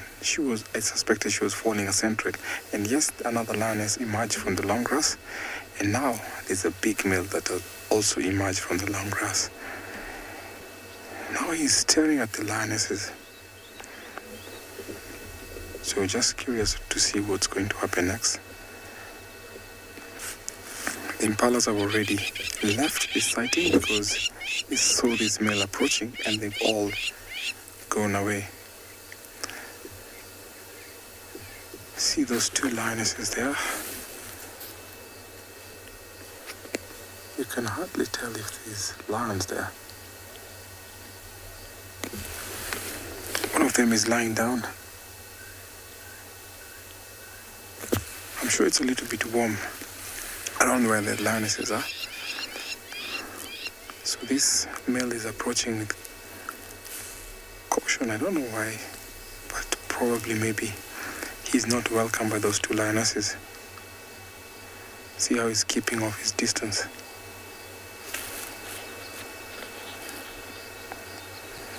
Big dark mane, looking super healthy. Seems like he fed like earlier today, because that stomach looks pretty full.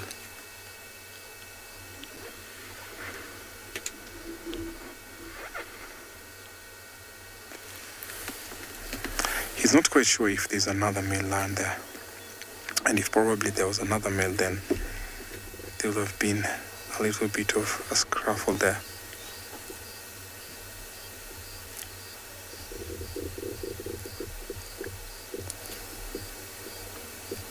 So he's on the move again, and the lioness is actually rolling over, sign of excitement. Probably they know him, and the sign of welcome.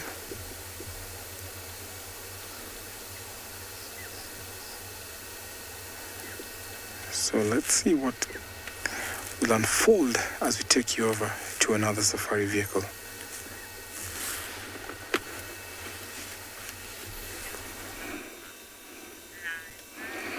Well, good people, look what a surprise that I've, found. Pangolin, the ground pangolin. In my entire live guiding time, I've only seen 2, and the first one I saw was dead. This is the first ever. What a find for me. This is an animal that is nocturnal, strictly nocturnal, but in areas where it is not disturbed, it comes out during, late evening at dusk and dawn and feeds on termites. I'm gonna stay quiet and hopefully you have the patience so we can see it raise up and start moving. Unbelievable.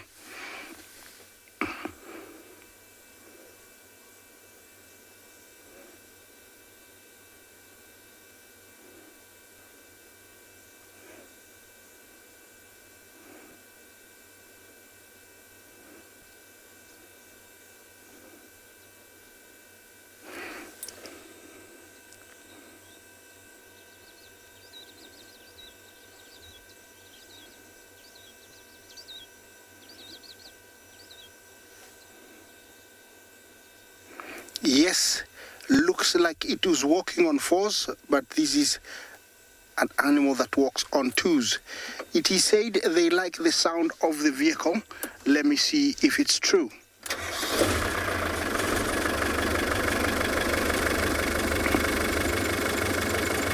They say that the vehicle never disturbs them for some reason. I've heard from other guides, and it is true. He is quite busy. I'm gonna try and go around a little bit because this is like a jackpot. This is like gold. I don't know how much longer he's gonna stay outside. There he is. He's coming up the little mound. Yeah, there we go.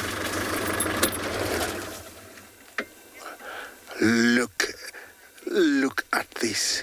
This is one of the scariest, animals, and when threatened, he will curl up like a ball, and you cannot actually penetrate those skulls. It looks like it's sniffing for termites, so it's not worried about me. This is amazing, guys. Feeds on ants and termites. The front legs are equipped with talons that can dig the ground really, really fast, and it's got a very sticky tongue that it pulls out and takes it inside the hole it's dug. And when the soldier termites come to fight, they get stuck. Yeah, again, my noise is making it want to curl up like a ball. This is one of the most trafficked animals at the moment, and to see one is just unbelievable. It's gone to the other side of the termite mound, so I'm gonna move around.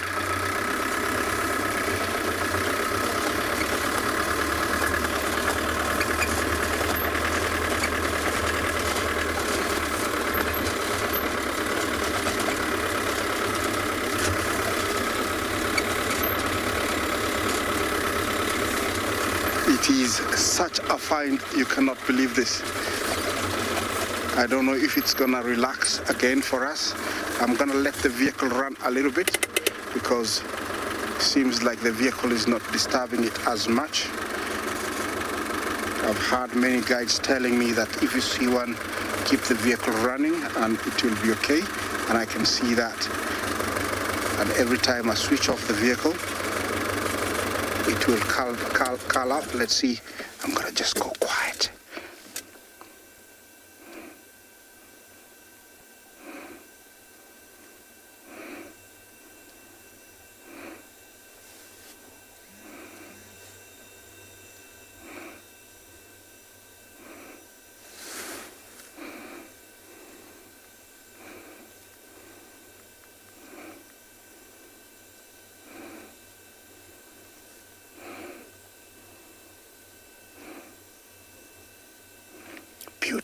guys.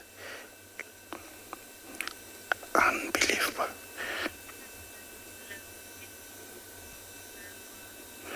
Deborah, I didn't hear your question, but if you ask if they live in holes, yes. They can live in abandoned burrows made by advacs, and also they can make their own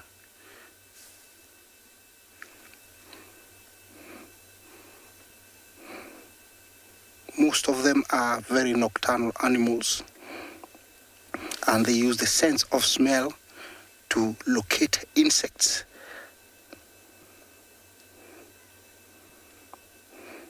In the day, they spend most of the time curled up in a hole. Look at that. What a find.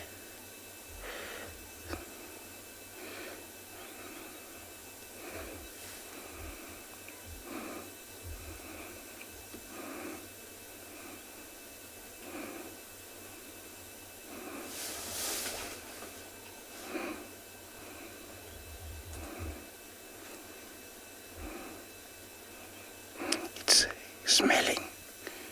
It's trying to pick up the smell of insects.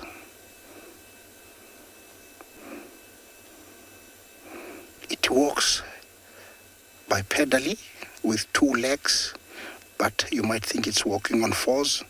We cannot see that because of the grass. Usually when it's got a young one, you'll see the young one either hanging on the back. Usually it's very, very interesting. I don't know if she's gonna come back this way, but I doubt it, so I'm gonna go round. She was investigating that termite mound, and maybe she's gonna move on to the next termite mound.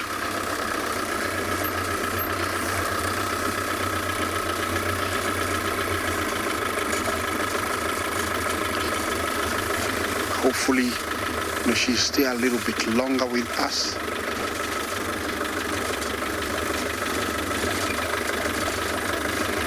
Well, I'm going to look for her around the termite mound. And yeah, there she is. I'm going to stay with her because this is a one-of-a-kind find, one of the rarest things that you'll ever come to see here in the wild. Many people forget that they exist. You can tell that it's walking on its 2 hind legs. My voice, it doesn't like, you see, it's walking in 2 legs. Amazing. Now it's going to investigate another termite mound. Maybe its sense of smell has told it, there is a termite mound that is acting. Well, it's such a good find, but let me take you to another sighting as I move closer.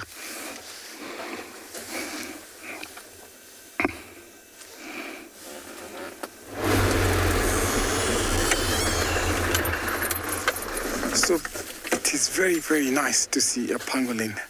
How wonderful. Well done, Isaac.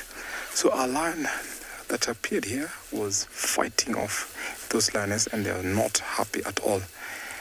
He's walking in the bushes there.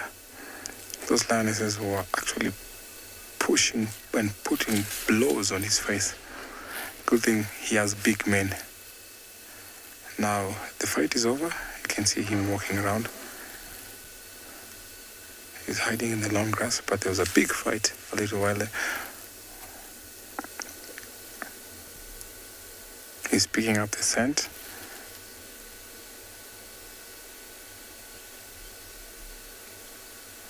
So by doing that, he's also analyzing the scent to tell if these females are in estrus. But I could see one of the lionesses there has a heavy stomach. Could be maybe she might be been full or maybe pregnant. But from the long distance that we are, I couldn't tell if she was pregnant or not.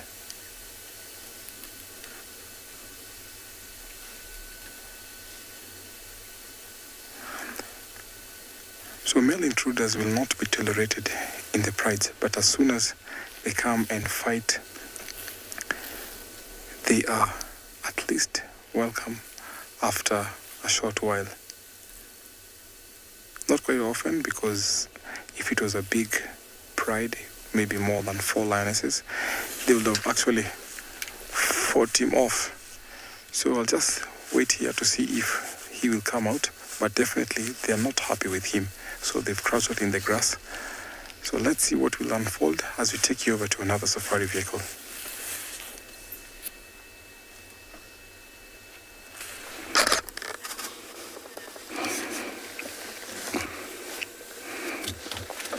Well, this is an animal that has got very poor eyesight, but their sense of smelling and hearing is equivalent to none. You notice every time I speak, it crouches down. That is to try and hide. And, if I go quiet, I hope we have time, you will see it get active.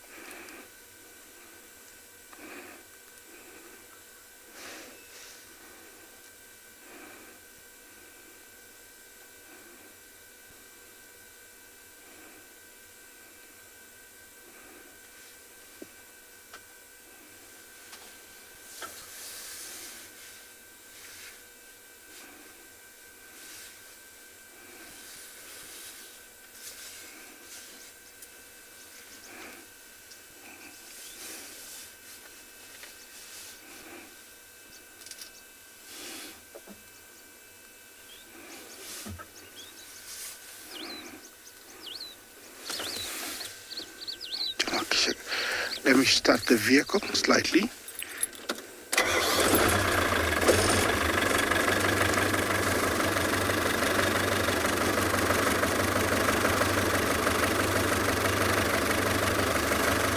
Magic Dragon, you ask, what are the scales made of? They are made of, small compressed hairs like our fingernails. That's what they are made of. You can tell it's getting up now that I've started the vehicle. It's very unusual that the vehicle doesn't bother it, but when I speak, it really bothers it. Yeah, it's going to come, so I'm going to go quiet.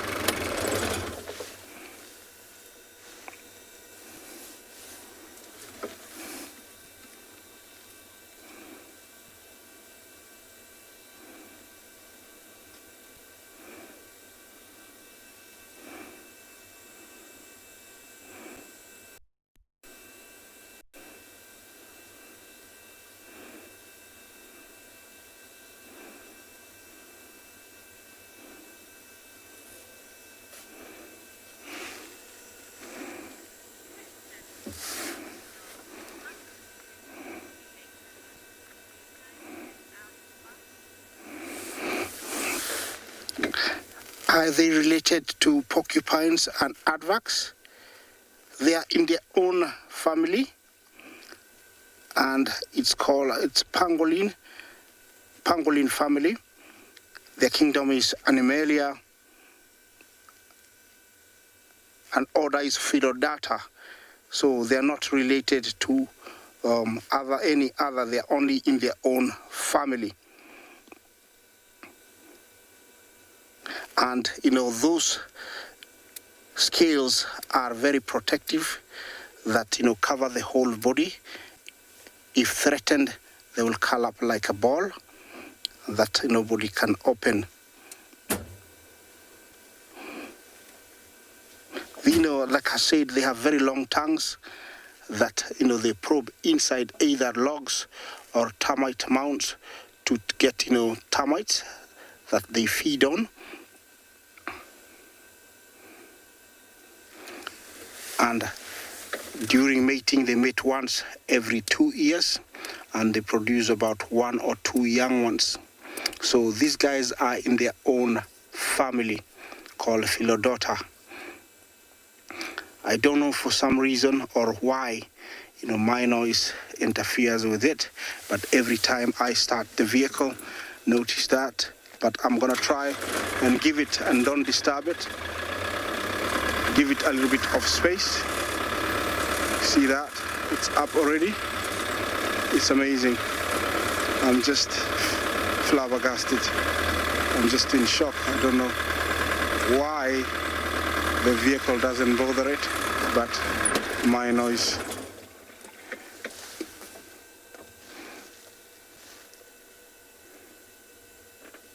The reason we never see them is they are nocturnal, and you can see how small they are. A fully grown can weigh only about 3.5 kilos. That is a beautiful sight. Look at that.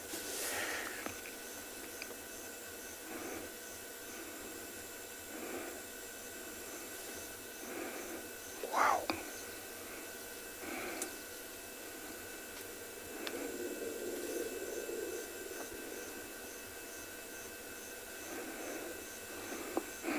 It's a very, very busy foraging, looking for that termite mound that is active. Termites are not active during the day because it's very hot. They usually get active at night because it is cooler. So it also comes out at night when it's cool so that it can get those soldier termites that are on top of the termite mound trying to come and build a nest. We'll share with you a little bit more before we leave it. It's there heading out. Look at that. Wow. For some reason, it is the most trafficked animal at the moment. The scales are believed to have medicinal uses in the Asian country, which is very, very wrong because this is a very threatened animal and we are losing it at a very fast rate.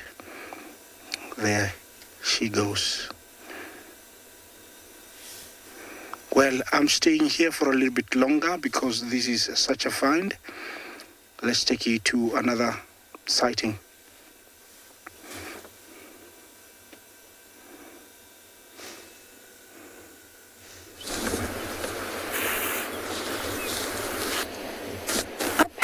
How exciting. Wouldn't it be great if one emerged from...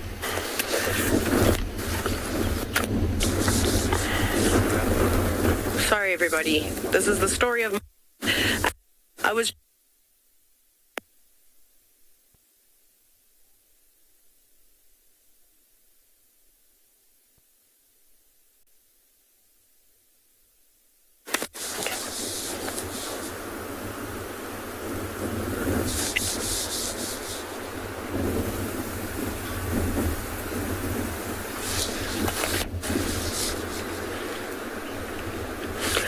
I think we're going to have consistent audio issues. My apologies, everybody.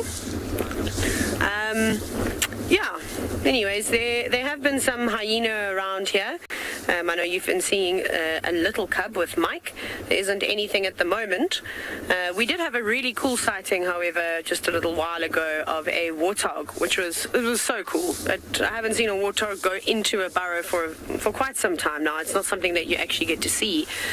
Warthogs going in and out of their burrows because this is where they sleep, and because it's quite windy and the temperature has dropped a significant amount, the pig probably went to sleep about 20 minutes ago.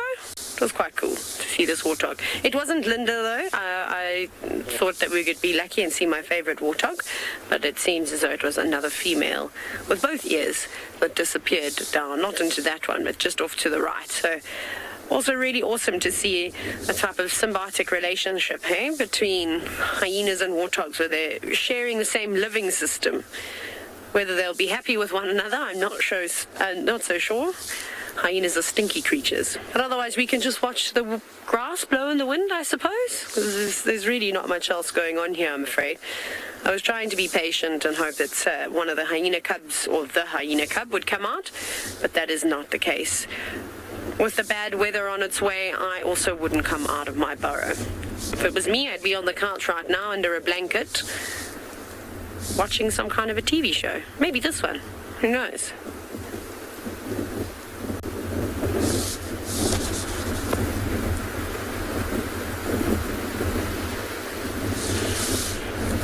But I think we'll move off and see if we can't relocate on the male leopard that was seen a little bit earlier this morning. And maybe he'll be up in the tree finishing his kill.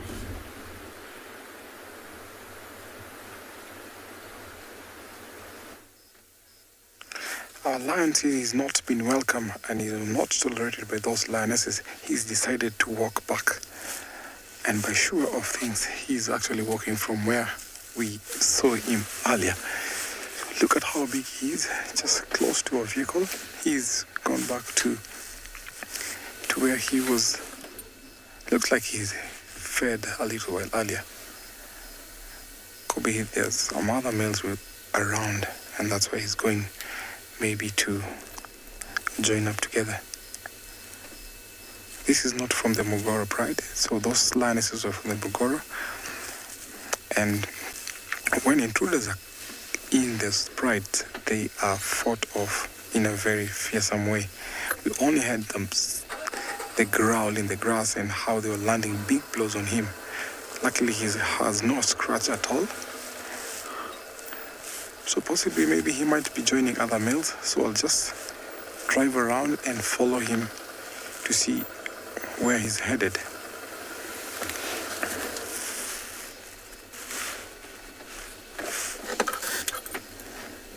Off in the long grass. So let me change position and try to follow him.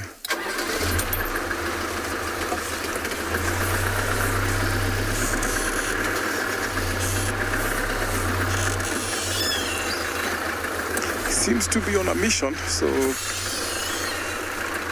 let's find out what his mission is.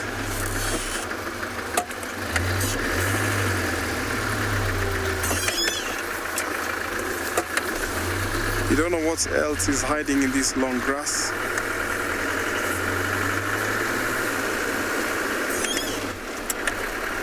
There's a lone buffalo where he's headed, so let's see the reaction of the buffalo.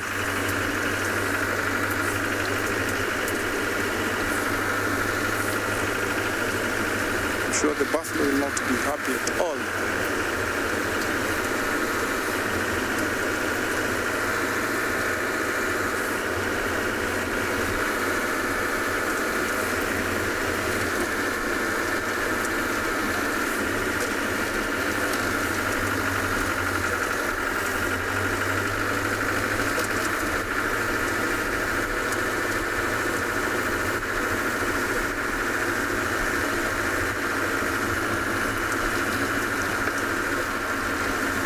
So here we have an elephant bull, we have a buffalo.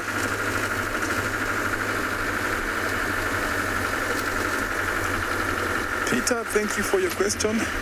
It's during this time of the year, around October, we have few showers, but our main rainy season is during October, November, and December, which is our short rain period. And then our long rains are during end of February through May. And this area receives about 1,400 milliliters of water, that duration. So at this time of the year, it doesn't rain that often. So in July, it's super dry. So regular times that we have different showers here.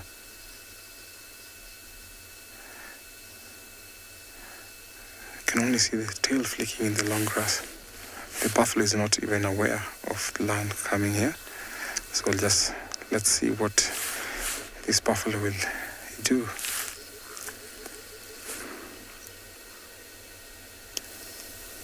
It's not actually aware because the buffalo is actually downwind. The lion has seen the buffalo. Although he looks full, but they can be opportunistic. He might even decide to go for him or not. Yes, the lion is walking, approaching the buffalo.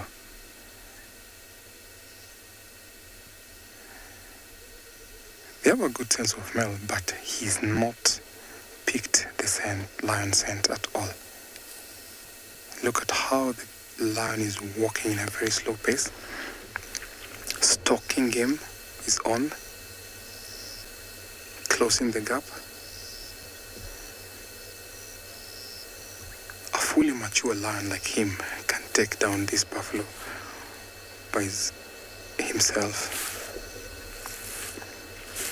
tell you what, he is about 3 meters close to this buffalo. And he has to creep in slowly so that he's not noticed at all. Because look at those sharp horns. If any mistake is done there, he is in danger. Creeping in. Remember, this buffalo has not seen or heard, totally unaware. We just look at the mane just behind this buffalo's back. This is a tense moment, guys.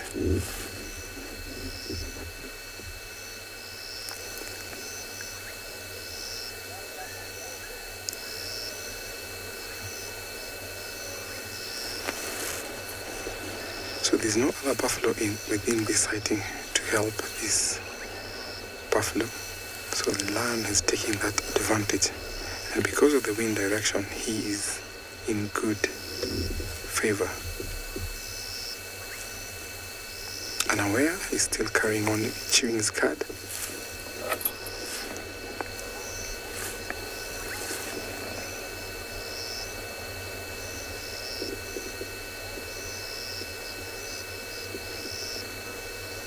He's super close, he's closing in. Look at the mane just above this buffalo's back. You see him approaching softly. He just had something,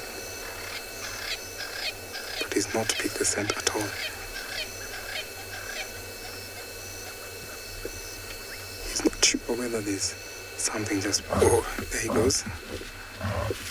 Yes, chase him off. Lucky buffalo, lucky lion.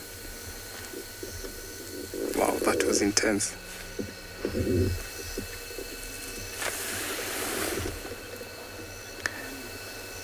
So these buffaloes can be mean, and that lion has to be cautious. Remember, those horns are super sharp, and sometimes we see lions dying from being gorged by these buffaloes.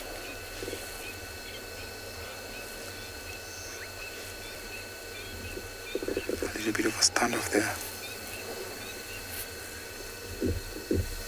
In comparison to size and weight, that buffalo is big, but that lion was determined to go after the buffalo. He has to walk away because that buffalo, if it's too close to him, then he's in danger.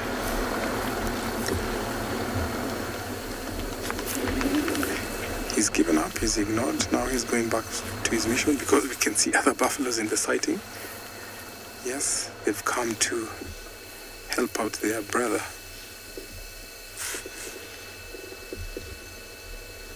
Sometimes when they see these lions around them, they actually go and chase them off. Yes, he's approaching. There's a buffalo approaching the lion. You can hear that soft moan from the buffalo. Tells you that he's not happy with the lion.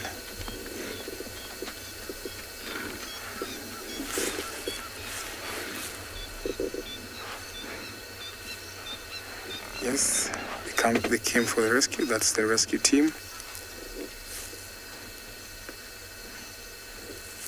But the lion has to walk away because having 3 in number, then he's outnumbered. He is at risk of getting an injury. So they've all ganged up. See, the one that was being stalked is coming back again.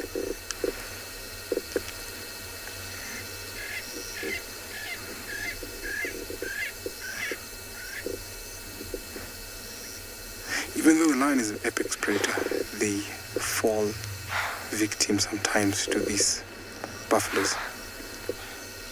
Buffaloes are one of the most successful herbivores in this ecosystem because they team up. They're very strong bond where it comes to saving one of their members. They will gang up against anything that is around them.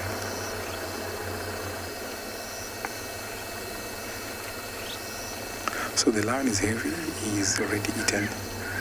So that's why he's holding off to keep these buffaloes at bay and then carries on walking again. Not a lucky day for this lion. He was chased by those lionesses and now he's being chased off by these buffaloes.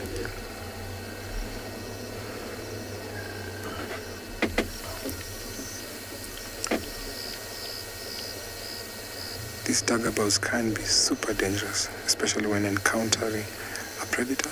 Look, oh, it's on again. The lion has to run away.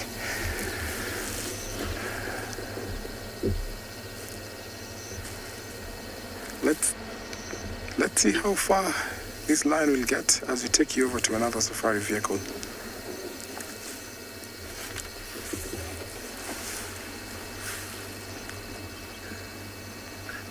A very special welcome to the vets and vet nurses from the Hills Pet Nutrition and MSD Animal Health Outlying Grand Rounds who've been continuing with education online. The virtual conference is now jumping on live safari with us, and it's marvellous to have you with us.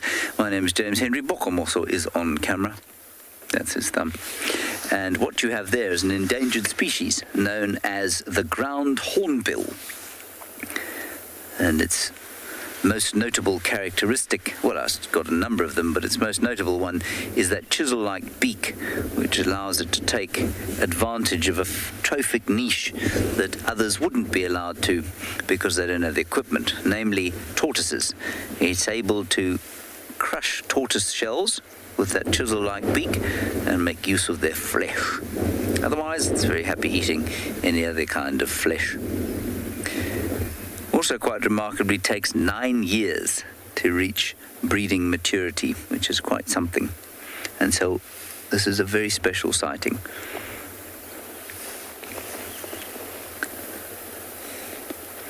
Now, I'm hoping that our safari for you vets and vet nurses is going to be filled with entertainment. I'm sure it will be. We are coming to you from the western fringes of the Great Kruger National Park in South Africa. We're also coming to you from the Masai Mara, from another reserve in the Greater Kruger, and another reserve closer to the Drakensberg Mountains in South Africa, and then one from the Kalahari Desert. So lots of entertainment, hopefully, for you as you join us on our live safari. Our bird has absconded into the thickets, and so we'll carry on. We're currently looking for a leopard. We're hoping to be lucky. Whether or not we shall be, well, time will tell.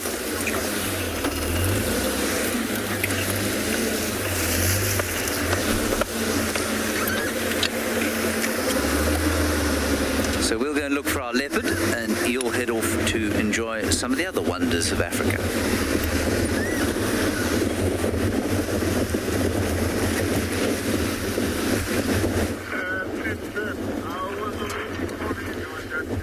Welcome back. We've actually got a female cheetah with 2 cubs walking through the thicket up ahead. We're just trying to get another view right now. I'm Kim, and behind the camera we have Craig, and you are with us at Ambjørn Pinder Private Game Reserve. There they are.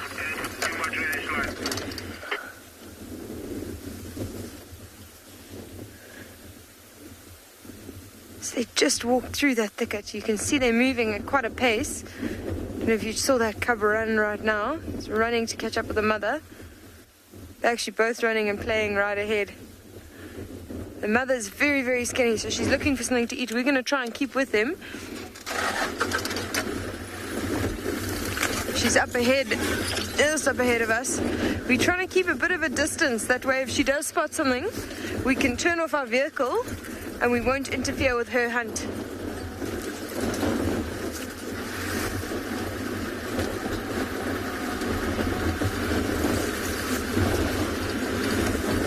So while we try and, oh, here she is, there she is. We're just going to try and get ahead of her and get a better view. And I'm sure you'll come back with us shortly.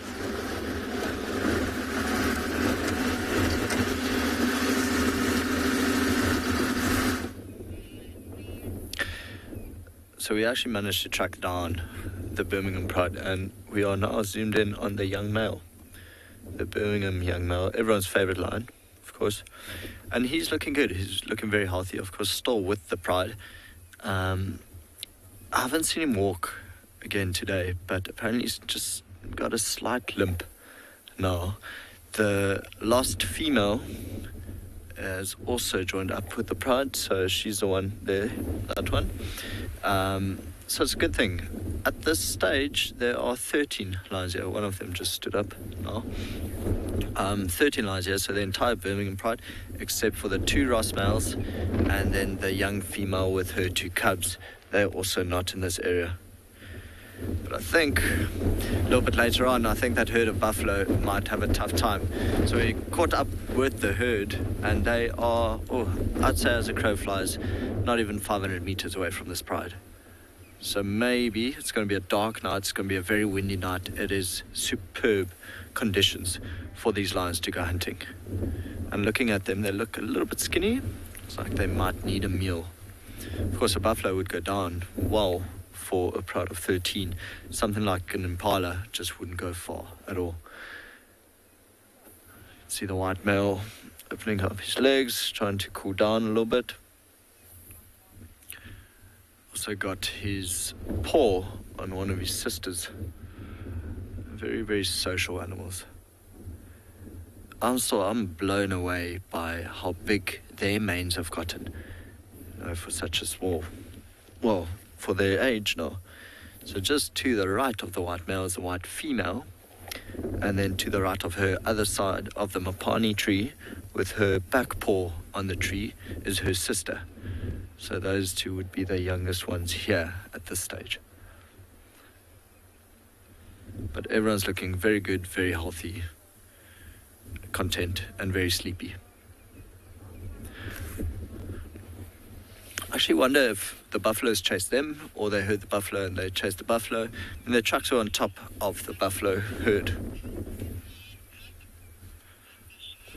Anushka has asked, where are the lion cubs? So Anushka, they are with their mother at a place called Opi Dam, just west of that. We saw them this morning, but we were struggling with signal, so we could sadly not show them to you, but they are looking very healthy, very big, very strong, and the mom is looking even better.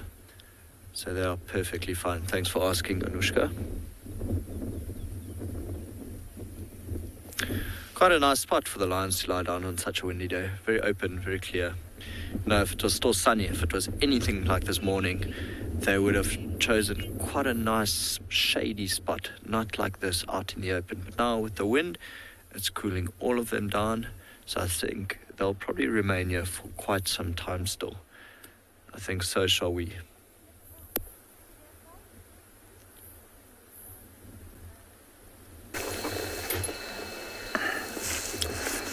From the lion being chased by the buffalo, from the lion being fighting off with the lionesses, we've come to a beautiful ending of the day when the sun is softly and slowly sinking in over the Ulolo escarpment. Look at how beautiful that is. You can hear over the distance Hadada ibises. I can hear frogs croaking. I can hear doves, and some of these birds are returning back to their respective nests. And the nocturnals are up and about. We just seen a pangolin, which was very nice. Just wanted to listen to that sound as the sun is sinking in the horizon.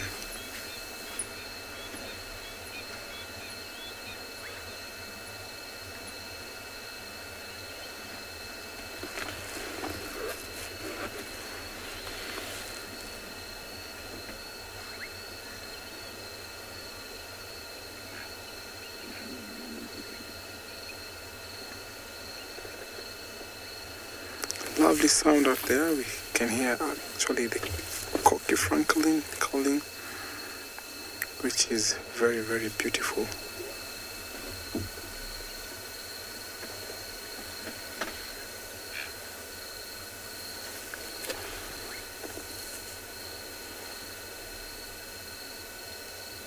You can see the red and the orange hues as the sun is sinking.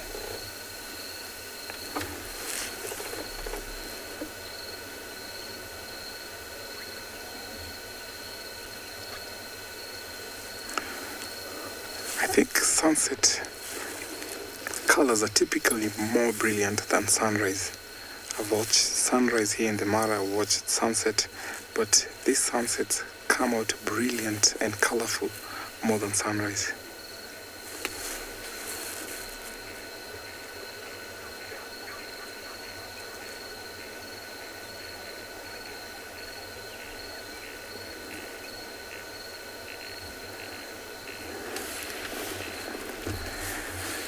As this sun is sinking slowly into the horizon, we have animals that are up and about to find their daily food. We have hyenas, we have lions, so we expect to see the nocturnals. And as we take you over to another safari vehicle, let us just watch the sun sinking down.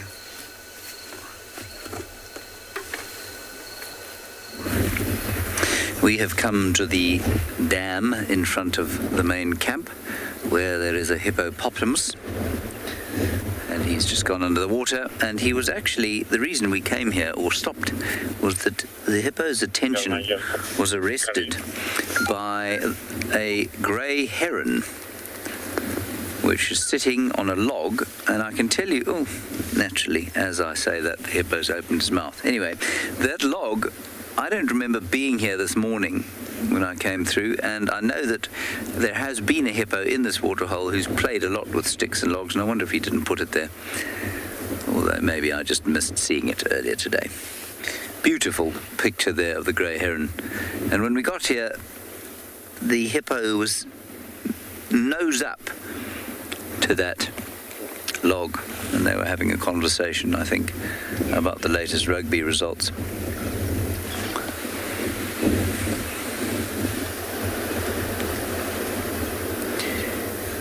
Little grey herons looking a bit miserable. I really think that in a wind like this to stand over the water is ridiculous. BK, back to the hippo. He's doing his backflips again. He's did a whole little roll there, and now he'll probably do nothing.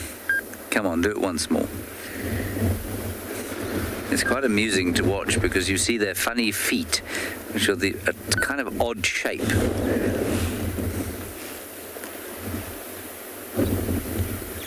But no, he's just going to show us his ear. Let's give him a minute or two.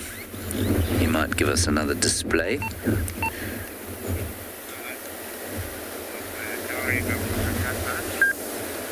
Oh, we go. Up he stands. Yes.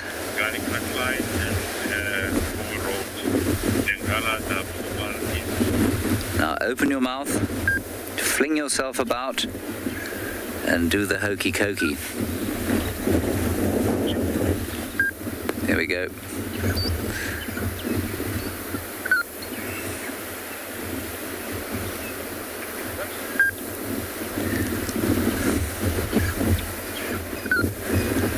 I'm going to wait here and see if the hippo does the hokey cokey.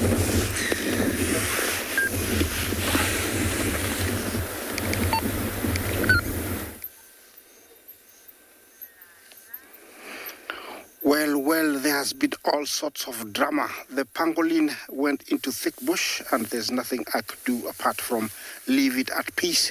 It gave me a very special moment that I'll cherish all my life, and so I left it. But here, this elephant was giving these lions and lionesses some trouble, but he's got company with the rest of the herd now, and I think he's comfortable. I don't know if he's going to come this way and try and give them a little bit more trouble. Looks like he's a little troublemaker, or he wants to go and join the rest of the herd. Remember to talk to us. Hashtag Wild Earth. Question and comments are very, very welcome. It's a very beautiful scene that I have here. I am on IR infrared, and it's able to give me a better sight of the animals because it's getting dark and we're losing light. It's almost 6, I'd say 6:30 in the evening, and it's quite dark because it was overcast and very cloudy. These two lions here are part of the River Pride, and You can tell that that's a young male, about 4.5 years, and these are the guys that have been mastering the art of bringing down buffalo. And 4 of them we have seen in the last 2 months. We have witnessed them eating 2 buffaloes. We never actually seen them bring it down, but it is evidence they're becoming very good at bringing down buffalo.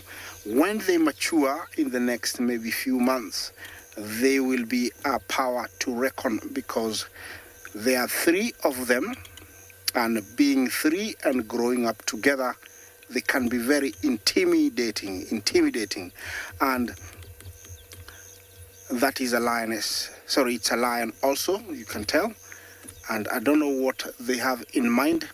The reason I say that is around the whole of this area, we have only very old lions, the age of about 7, 8, 9, and 10, and these guys coming up, they are going to really give those guys some trouble.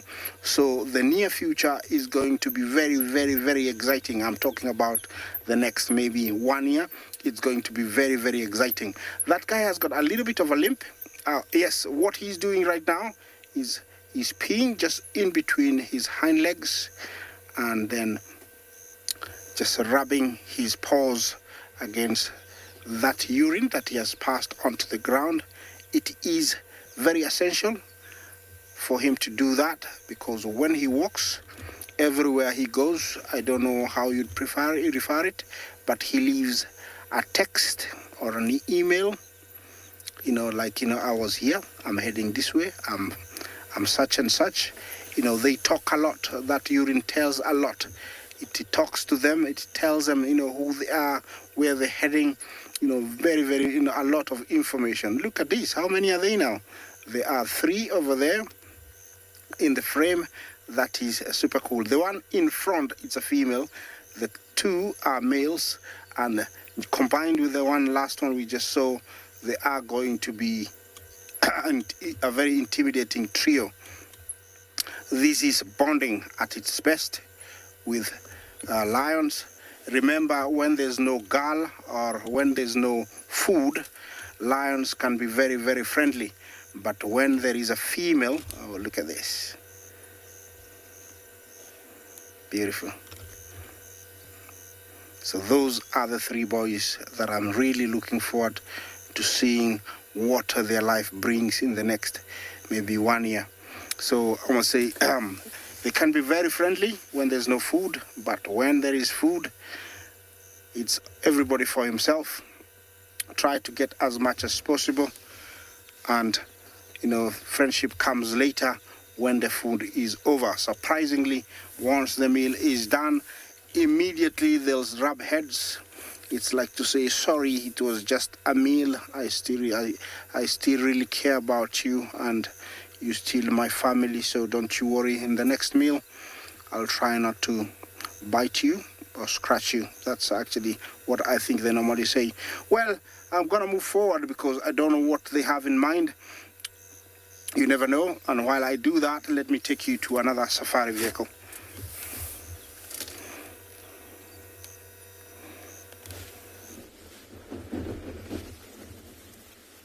So we still have managed to keep up with these cheetah. You can see there, the cub is just approaching the mum.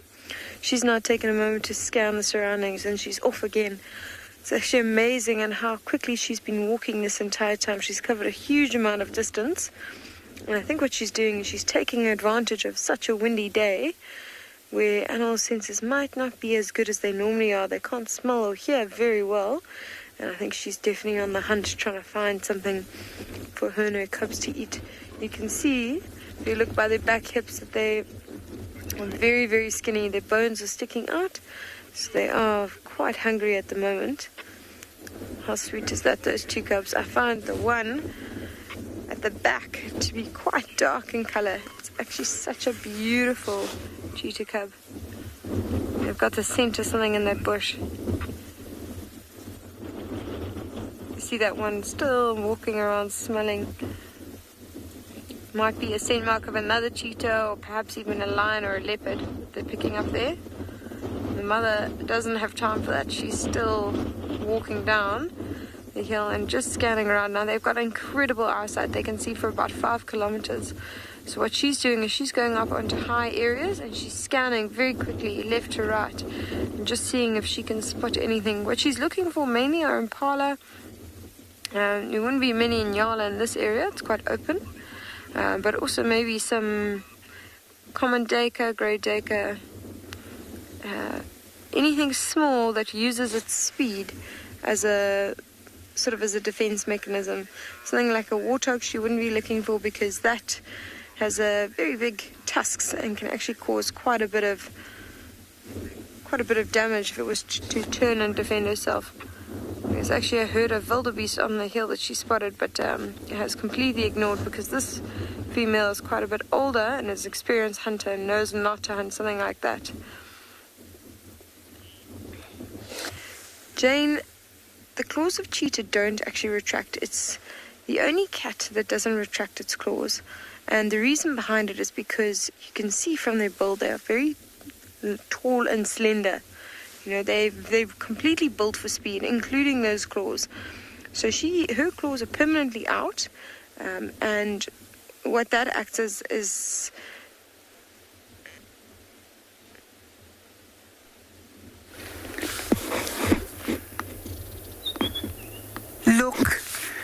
Look who's come to visit us.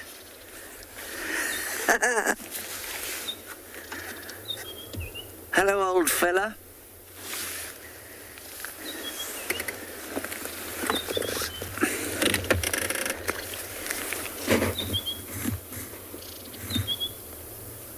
This is Tingana, everybody.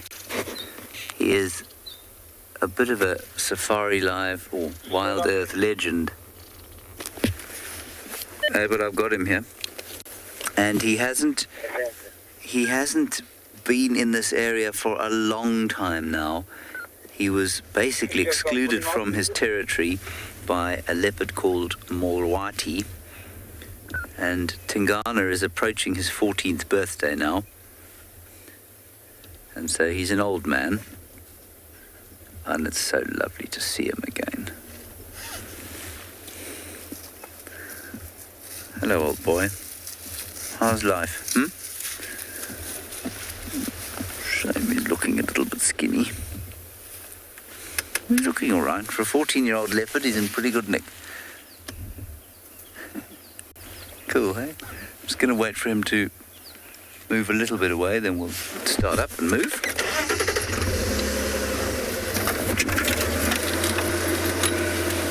So this is quite interesting that he's come down here. He hasn't been down here for a long time. I don't know if that means that Mulwati has been patrolling somewhere else or what's going on, or if maybe he's heard Kalamba calling and he's decided to come and investigate, or perhaps another male has caused him to have to come this way, up north. I'm not sure.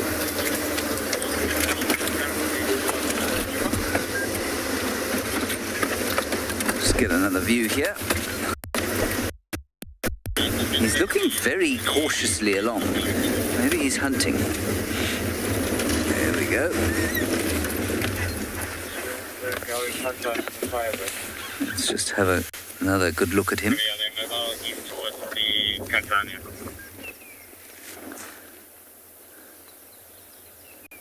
So nice. Yeah, no, that's a good-looking 14-year-old male leopard, that.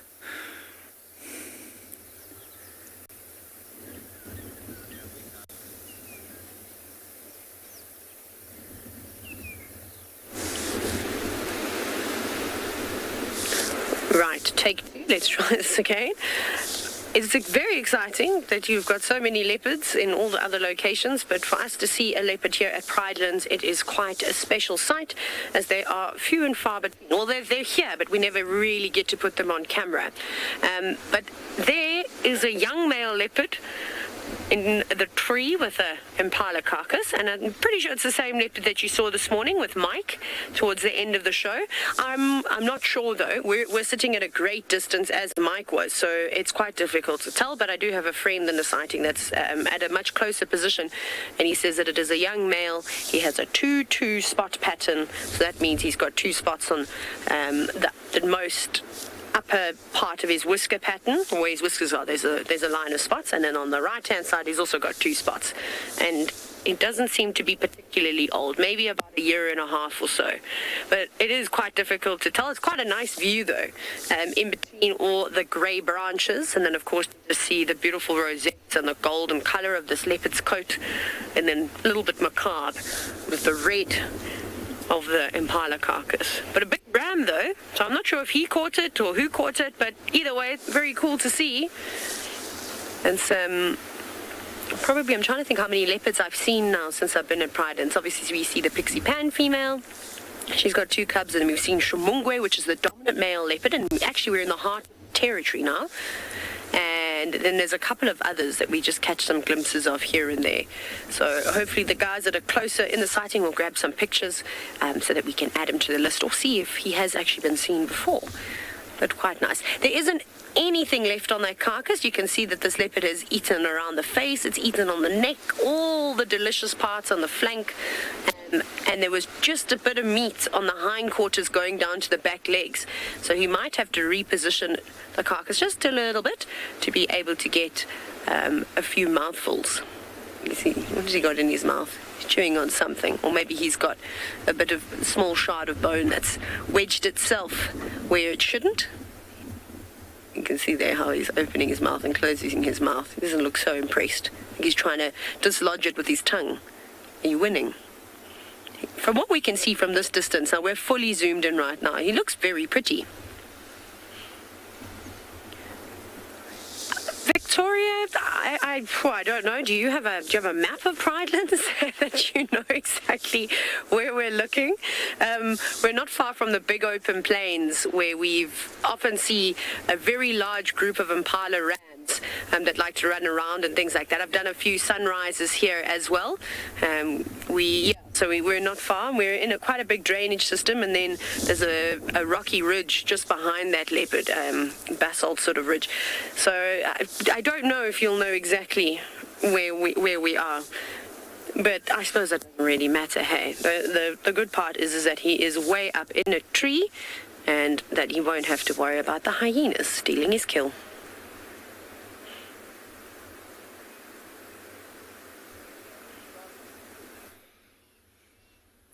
So nice.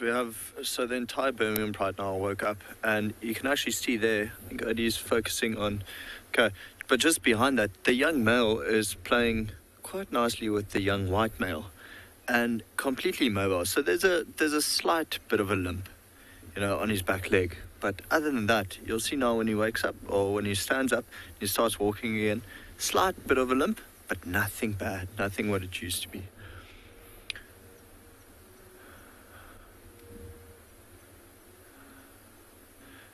Maybe the white lioness jumps on him. Very, very playful with the rest of the cubs, which is so nice. So what the white male has done now, he's lying down behind a mopani tree, almost using it as camouflage to try to hide away from the young male, who's very, very, very playful.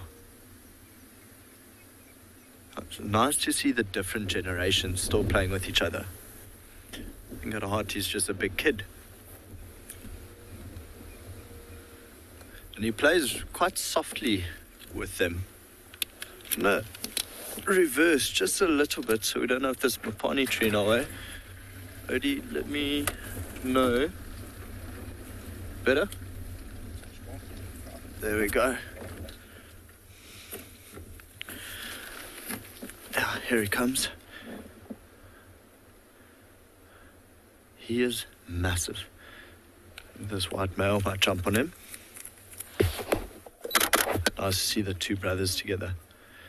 But see how extremely well he's walking. She's saying that the white male is massive as well. Here comes the sister of the white lioness, and now it's just the white lioness still left. It looks like they're all playing on our other side. So let's turn around that way again. And the two lead lionesses are just walking in the front, leading the pride. I think it'd be interesting to know if they go for... Oh, here comes the little white lioness. If they do go towards the buffalo or not, but the direction they're heading is actually a little bit further east from there. So maybe not tonight, or maybe a little bit later when it's darker.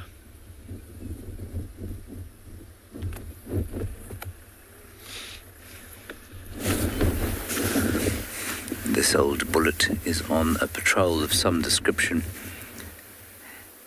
Very silent, hasn't marked at all, so it's not like he's lifted his tail on a bush yet.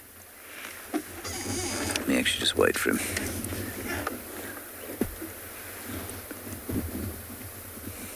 Hasn't called. I suspect he hasn't called for some time. He is largely retired, although he was mating the other day.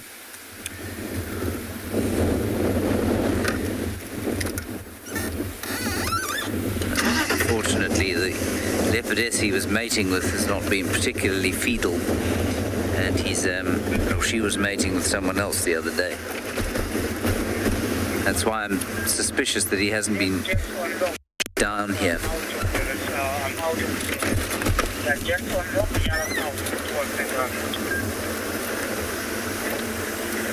There we go.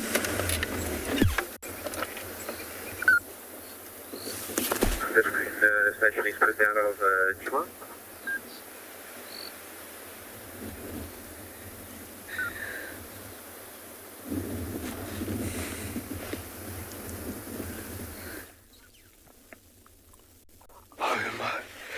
Oh my word, guys, look what we have just found. This is one of the largest lizards that we have here in Tswalu. I don't know if they're mating or if they're fighting. We still haven't figured it. We just got here. But this is a rock monitor lizard. And it either looks like it's a little bit of competition between two males, or this could potentially be a mating couple right now. This is first time in my career, so I have no idea what's going on here, folks. So we're all learning and watching for this for the very first time together. Wow. You can see the very large head and the stripy tail that this... Oh my word. Okay, so it definitely looks like they're fighting. This might be competition between two males.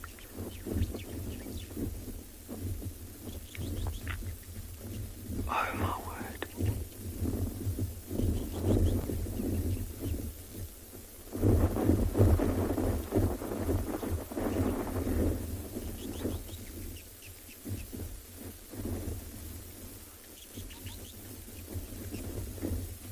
How incredible is this?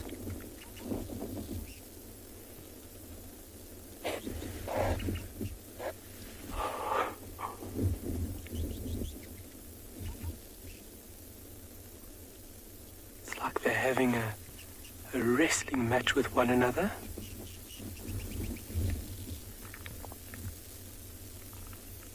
My knowledge on the mating behavior of rock monitor lizards isn't the best, so this definitely looks like it's a bit of a tussle between two males.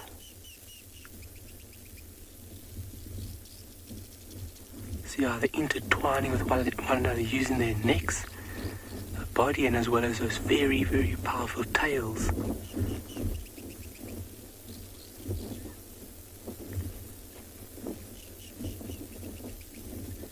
Incredible.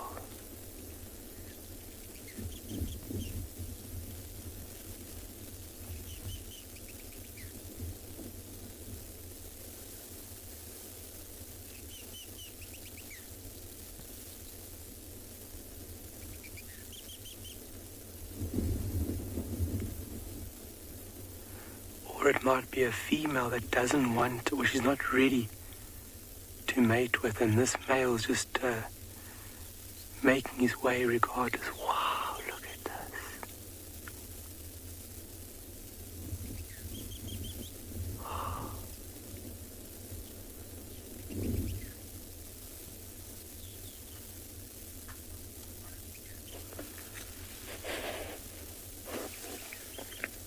So will they fight to the death? So I'm really not too sure if this is two males. but you got instances if it was two males. Some animals do fight to the death, but you know, if one individual is stronger and more powerful than the other, you're definitely going to have the subordinate one choosing to fight another day. Some animals are vicious like lions. You know, they don't want to relinquish that throne. They will fight to the death, but you know, animals will rather choose to fight another day if it's not worth it. But I really think that this might be a male and a female, to be totally honest. My stomach is just leaning towards that notion of this is a male trying to mate with a female. Because coming on to the onset of summer now, this is when, I'm almost sure that this is when these guys will lay the eggs. Abandoned termite mounds or underground in warrens from meerkats and ground squirrels. But this is incredible.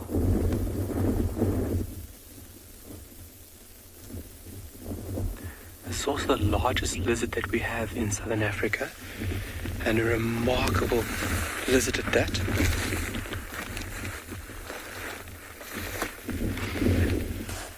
So these animals aren't territorial, but yeah, if it had to be fighting for a mate, this is definitely one activity, fighting like this. That what they will do is just this over here. So these males could have picked up the scent deposited by a female, and they both could have been drawn into the area to find this lady, and they could have found each other, or this is a male and a female.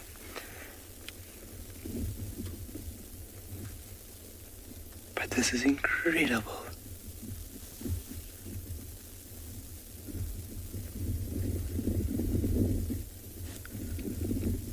You can definitely see from the action that they're having a good tussle at one another.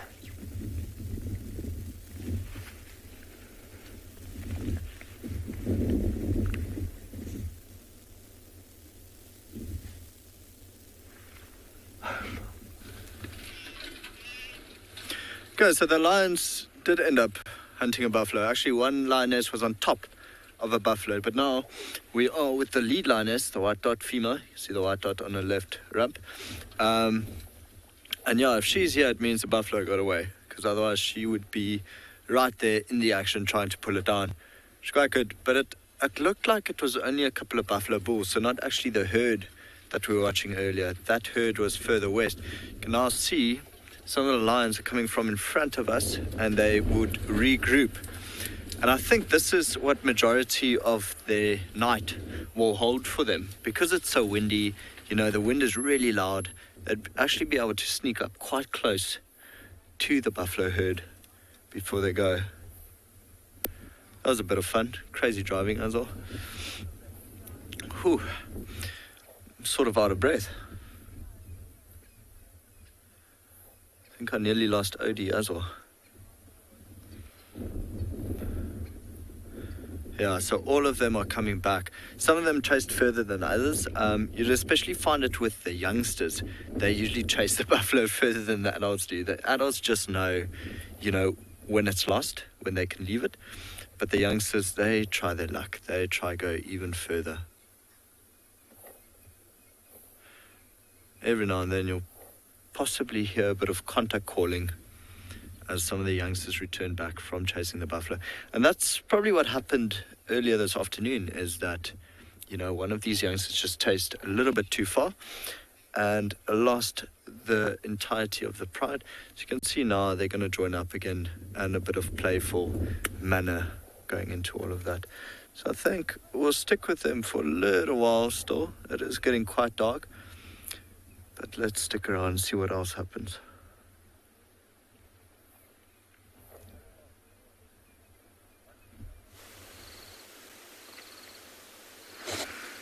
Amazing to see lion trying to go for buffalo. Sounds like an incredible sighting. When last you were with us, we had that mother cheetah with the 2 cubs that was looking to hunt. She walked off into an area that was burnt, so we couldn't actually follow her off-road. We decided to leave her to her hunting, and hopefully she's successful before it gets dark. And along the way, we came across this beautiful Wahlberg's eagle. Now, why I say it's a Wahlberg's is the size. It's the smallest eagle we actually have here. It's about 58 centimeters. And if you have a look, it's got a short little hook on its bill, not a massive bill or sear that goes back to the eye. And quite distinctively, it's got that beautiful sort of tuft of hair, that little crest that you can see blowing in the wind at the back. It's quite a distinctive feature of the Wahlberg's. Now, what you can confuse it with is maybe a lesser spotted or booted eagle. It is quite a bit smaller. And then also, if you have a look at the feathers going down to the feet, you can see that it's got sort of short leggings. I think it's about to fly. Look at this. Oh, giving us a wonderful view underneath. You can see those down feathers. It's actually a little bit lighter there. So what it's doing right now is it does sometimes hunt from perch. Oh, beautiful. Look at that. Absolutely stunning. It's always amazing to see birds of prey when you're driving along, especially something as majestic as the Wahlberg's eagle. I think what it might have done is it might have gone to a different perch, because right now it was sitting up here, probably looking for some reptiles or some rodents. They also hunt small mammals and also even birds. And I think it's flown off to another perch to maybe scan from there. We're going to carry on and see what else we can find.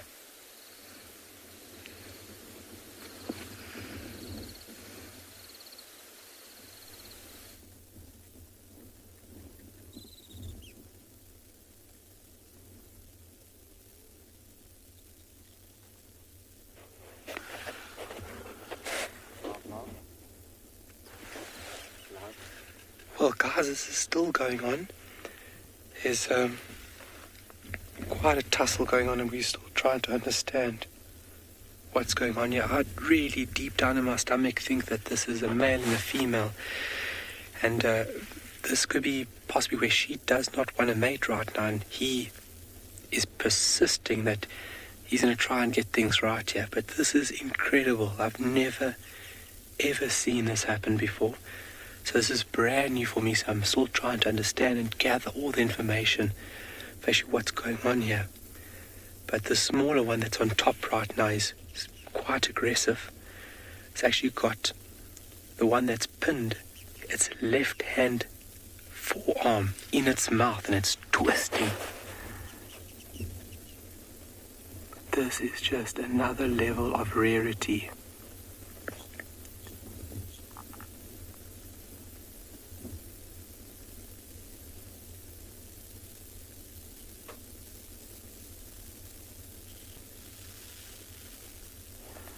So the one that's pinned looks fairly tired.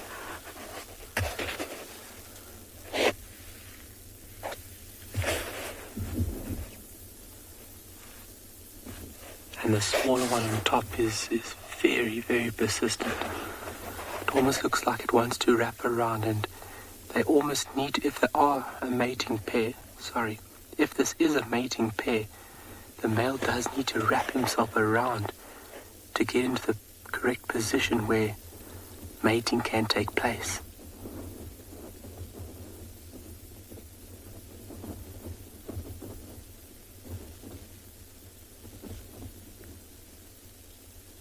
Wow. So not something that you just see every day, folks.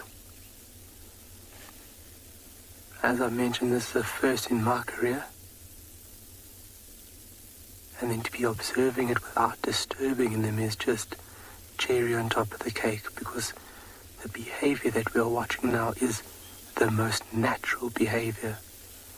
Nothing has altered these animals while we are viewing them. You can see the one on top moving very funny. It looks like...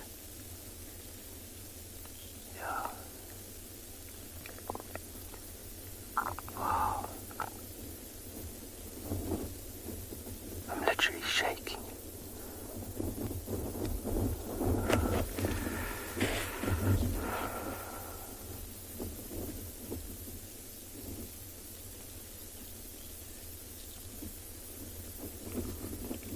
So if this was a fighting pair, it's not uncommon for animals to be killed from fights, especially when the aggression is heightened because of mating or the smell of a female. But reptiles have that remarkable adaptation of scales covering the whole body, which does offer somewhat protection. This animal does have a mouth filled with backward-facing teeth, which are used to grab and grasp prey. So those backward-facing teeth are definitely would be used in a situation like this, or if it was another male, but I think this is a male and a female. Because if it was a male and a male, there would be a lot more biting going along within the action here, and there's just...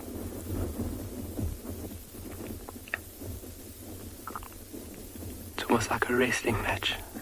You can see the smaller one on top hasn't bitten anywhere near the throat. That one on top has got the arm, so that's maybe in how he's getting things right here.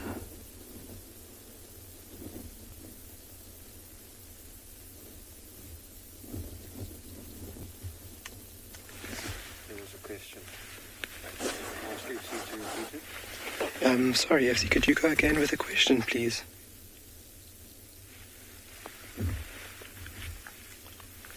We're just in between the dunes, so the signal... There we go. Oh, Sam, how soon after mating will she lay eggs? Oh, Sam, that's something I'm going to have to get back to you on. My knowledge with these reptiles are not the most in-depth, but I would say a couple of weeks. And then if I can remember correctly, after this has happened, she'll then excavate a hole in the ground. I've also seen and read them using termite mounds. And then she'll lay up to about 40 soft-shelled eggs inside this excavation. And then if you take a look at these warmer periods are favorable, but the incubation time is quite long for these eggs. It's around about 10 months, which is fairly long for a reptile. Reptiles do have fairly long incubation periods. Wow.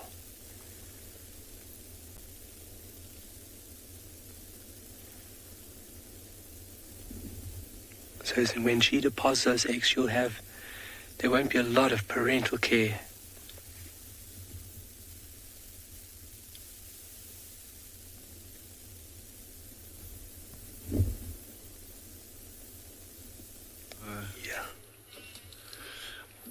So we've caught up with them again, and this young male has just decided, okay, I'm just going to lie on top of a termite mound and watch the ward from here. She has a spectacular view. So far, there are, well, from what I can see, there are 8 lines around us. Some of them are still regathering or coming back, so every now and then we can hear a soft contact call. So I think now he's watching one of the older lionesses walk away, and he might just follow. But it's always so nice to, after they do split up, especially the youngsters, when they come back together, how playful they are. They just stalk each other and jump on each other and just play around so much. So everyone's watching that one lioness and what she's going to do.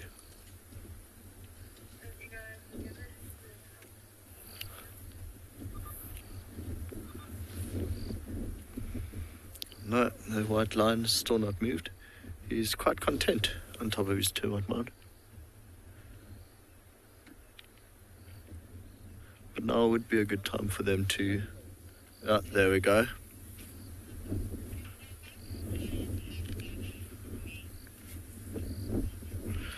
Book lover asking if the white lion has a white mane. So book lover, we changed a bit to thermal now. But you can see a slight bit of a mane developing there. Definitely not as dark as the other lions. For now, it looks quite whitish, but as it gets older, it's going to get a slight bit darker. It will never go black or really tawny, maybe a slight bit gingery. But no, it's not going to remain white forever. It will go a little bit darker, just like the tip of his tail, really. So I don't know if you've noticed on the other lions that they have black tips on their tail, so their manes would generally also go darker and sometimes black, like the Rasmel. But no, it's not going to remain white. Just a slight darker tinge in colour.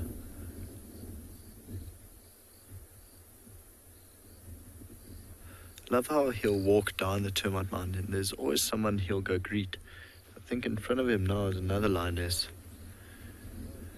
Maybe asking to be groomed, or just greeting someone, or just lying down with that touch. You know, they are social cats. It was funny, once they chased the buffalo, all of them regrouped and there were just a bunch of giraffe watching them, very confused.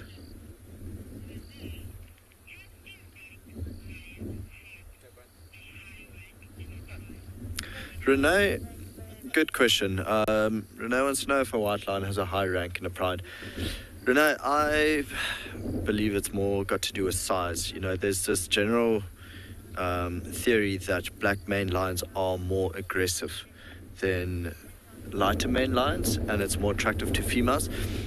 But I've been fortunate enough to watch this white male grow up, and the way his brothers treat him, I would say that he's the more dominant of the three younger males. So I think in terms of aggression, he's just got more aggression, more testosterone than the other two. So yeah, you know, I wouldn't say because he's white he's high in ranked. I just think it's got to do with testosterone and aggression rather than color.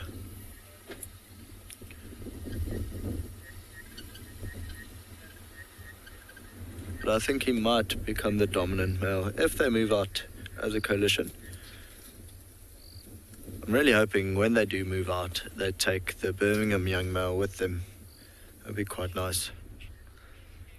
Okay, so I think we're going to leave them here. You know, it's getting quite dark now.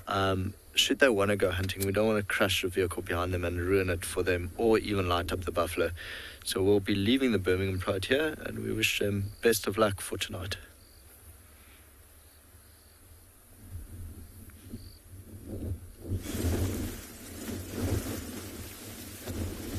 So when last we were with you, we were with that beautiful Wahlberg's eagle, and we said we'd see what else we could find.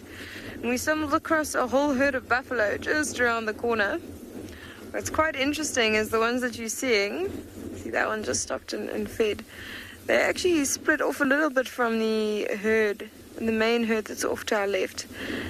You might see this one start to run a little bit. Some of them have panicked now that it's starting to get dark and they see the main herd is quite far off to their south and suddenly running to catch up. This one seems a bit more relaxed than the rest of them though. It's not going with the herd mentality of running off suddenly. Amazing when you watch buffalo walk, you can see how they're actually walking in one straight line, which they often do when they're covering distance. They'll walk in one line. They'll actually have ones at the front called pathfinders, and they follow behind a single file or maybe one or two lines. And then just like this herd now, you can see the rest of the herd are there. As they feed, they split off and they sort of go into like quite a wide circular pattern, spread out a bit to feed. What was quite interesting is just before they started heading off to the rest of the herd, you could hear a lot of them calling. You know, that low sort of call that sounds very much like a cow's call. And I wonder if they were calling the rest back. So the buffalo herd dynamics are quite interesting. You know, they're very similar to elephants in the way that they're made up of family units. So related females will stay together and those small family units will join in a bigger herd like this, and perhaps that explains why they were separated. The small family unit went off by themselves and then have decided to join the larger herd. As it gets dark, I think we're going to go and see if we can find some nocturnal animals.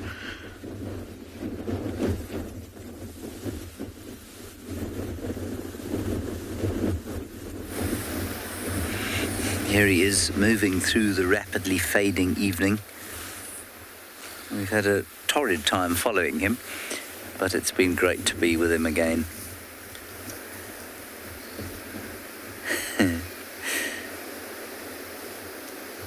It's so wrong to think of these animals as pets, but we form very similar attachments to them despite their wildness, and that is because we spend so much time with them over the years. All right, let's carry on. I'm not going to light him up, obviously. When it gets too dark to see, that'll be it, I'm afraid. Which will be fairly soon. Just quickly see if we can get another view through here. There he is.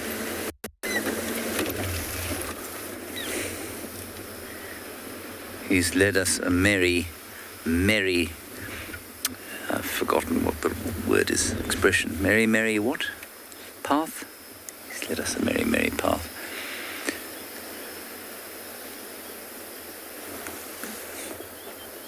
I know it's very dark. We'll go into infrared and see if that doesn't help us slightly. We don't have an infrared light, but we can go into infrared. Have one last look.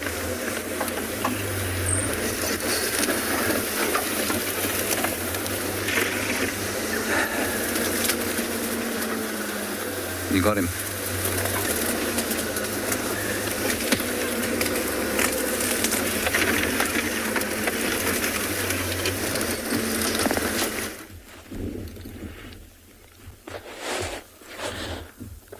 Okay, they are still going at it, folks. So it's always very tricky trying to interpret what's going on, because for myself, I really dislike being wrong or making mistakes.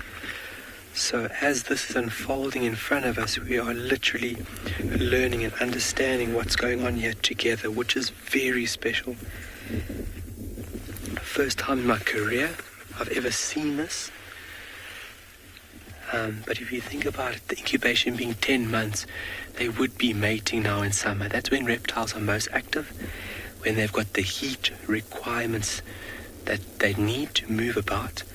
And then 10 months, then it pushes you back into the favorable parts again so she would obviously, if they're mating pair, mate a couple of weeks, maybe 2-3 months, she lays the eggs, and that pushes us all the way back to the favorable periods when those young hatch again.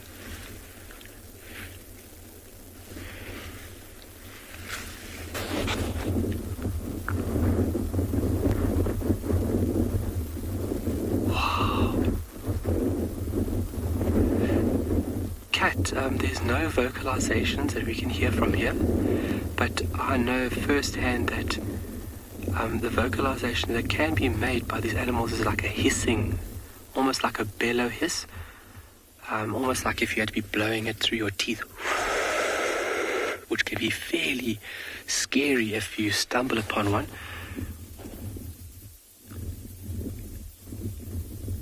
Okay, so you see just the position now, so this might be 2 males. So trying to pin your opponent. Wow, that's incredible. So this is one of 2 of these large lizards that we have in South Africa. There's another one called the water monitor lizard, which is bigger than these, which is the largest lizard in South Africa.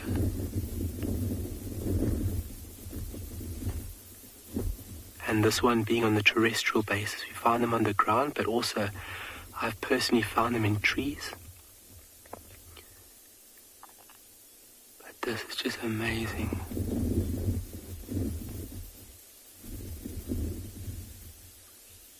So I'm also trying to look for a little bump in between the legs, because being a lizard, they've got a hemipenis. That's quite thick there.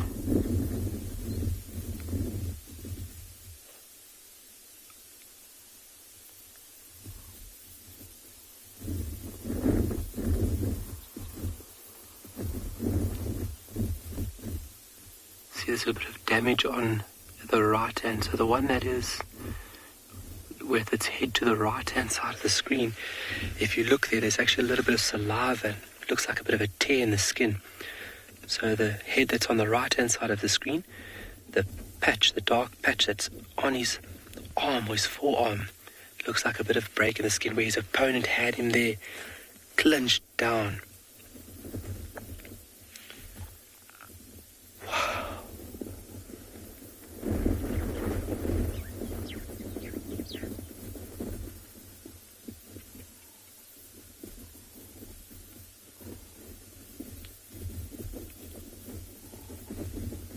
Wow.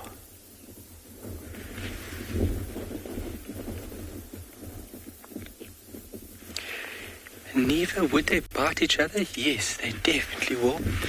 Those teeth that they've got lining the jaw basically are backward facing teeth, and those are used to grab and then secure prey once it's anchored. So the teeth would definitely be used in a fight like this to inflict a bit of damage on an opponent, to drive it off. So it's a very tricky thing. So I think it's one or the two. I could be wrong, I could be right. But every time I look at it, I'm like, okay, it could maybe be a mating pair. And then I look again, maybe it's a competition, male and male. But really, really amazing. Just first time for me.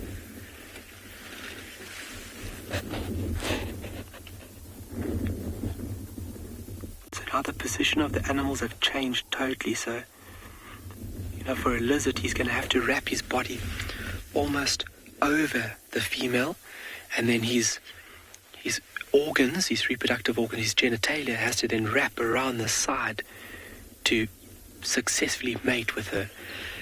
So, it could just be a tussle, and it could be a male and female trying to, the male trying to come right here, or it could be two males fighting one another. They could have come in over here, been drawn into the scent that has been left behind by a female, reproductive female. And they've crossed paths, and this is where this fight has now taken place.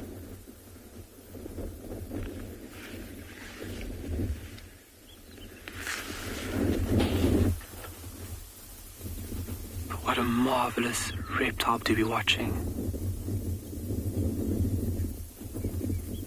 See that long tail also used as a weapon along with those teeth. And then they've got very sharp, long claws.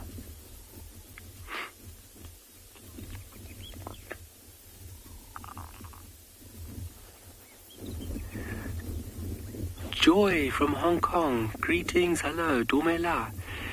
Yes, they do have a retractable penis, and in reptiles like this, it's called a hemipenis. Oh, wow.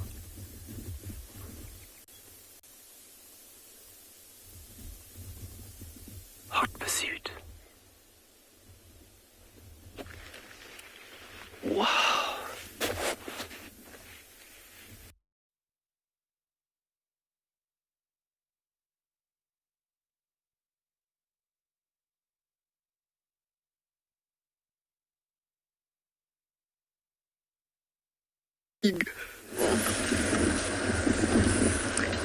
Sorry about that, guys.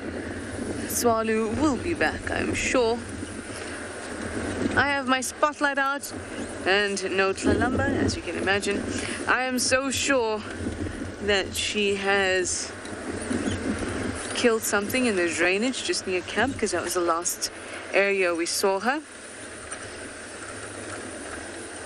She was moving very quickly, and I realized what she was doing when she kept looking at the bottom of the bushes. She had flushed out about 2 scrub hares that we saw in one duiker. So I think she was looking for scrub hare, which is interesting because it shows that there's a difference in her hunting technique depending on what she feels like having today.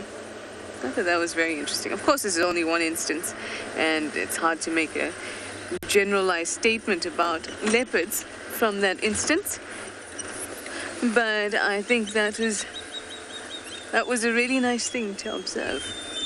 Well, now that spotlight is out, we will be looking for a last-minute chameleon. Hopefully we'll find it.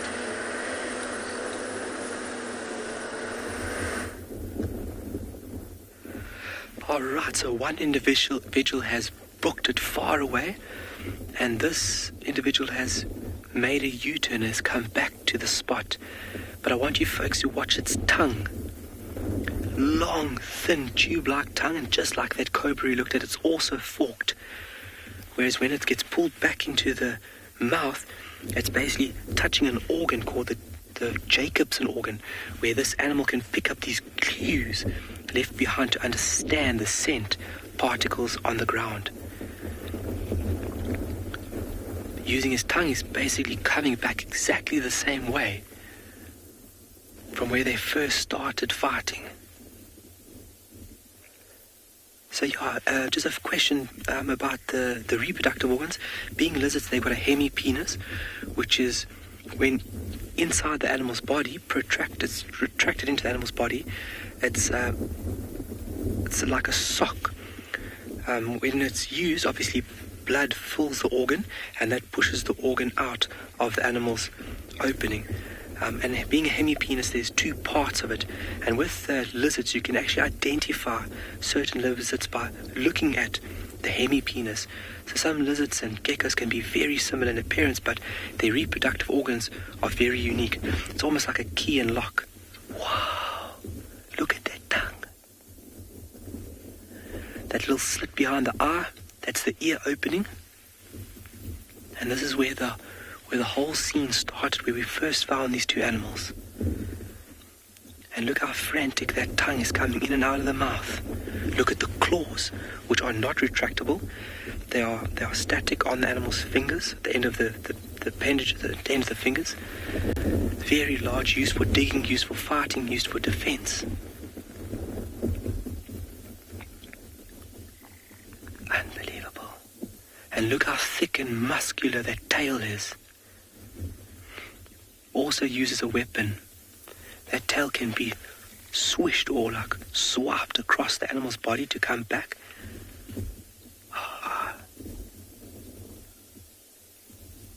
Oops. What is it looking for?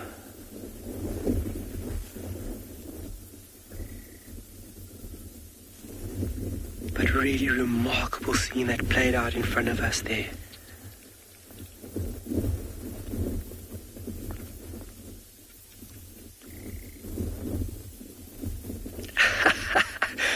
Tom, he's definitely got a winner strut to him.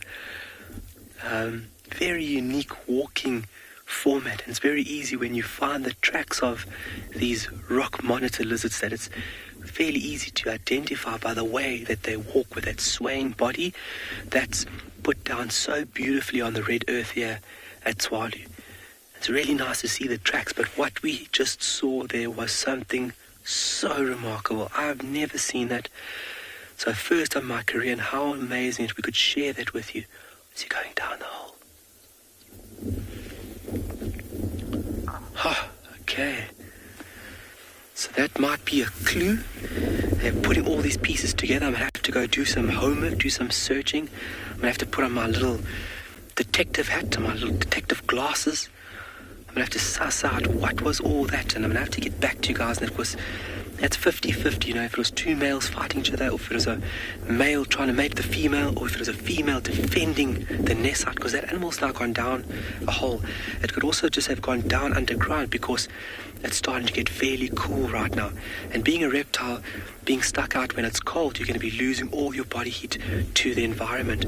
So being underground, you've got a stable, constant temperature, even a half a meter under the ground.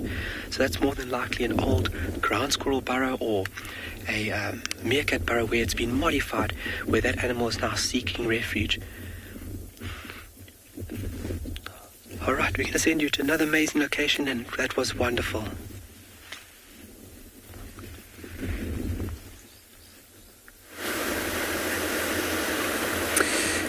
Tingana we lost, I'm afraid. That was the last view we had of him, which was the last view you had of him.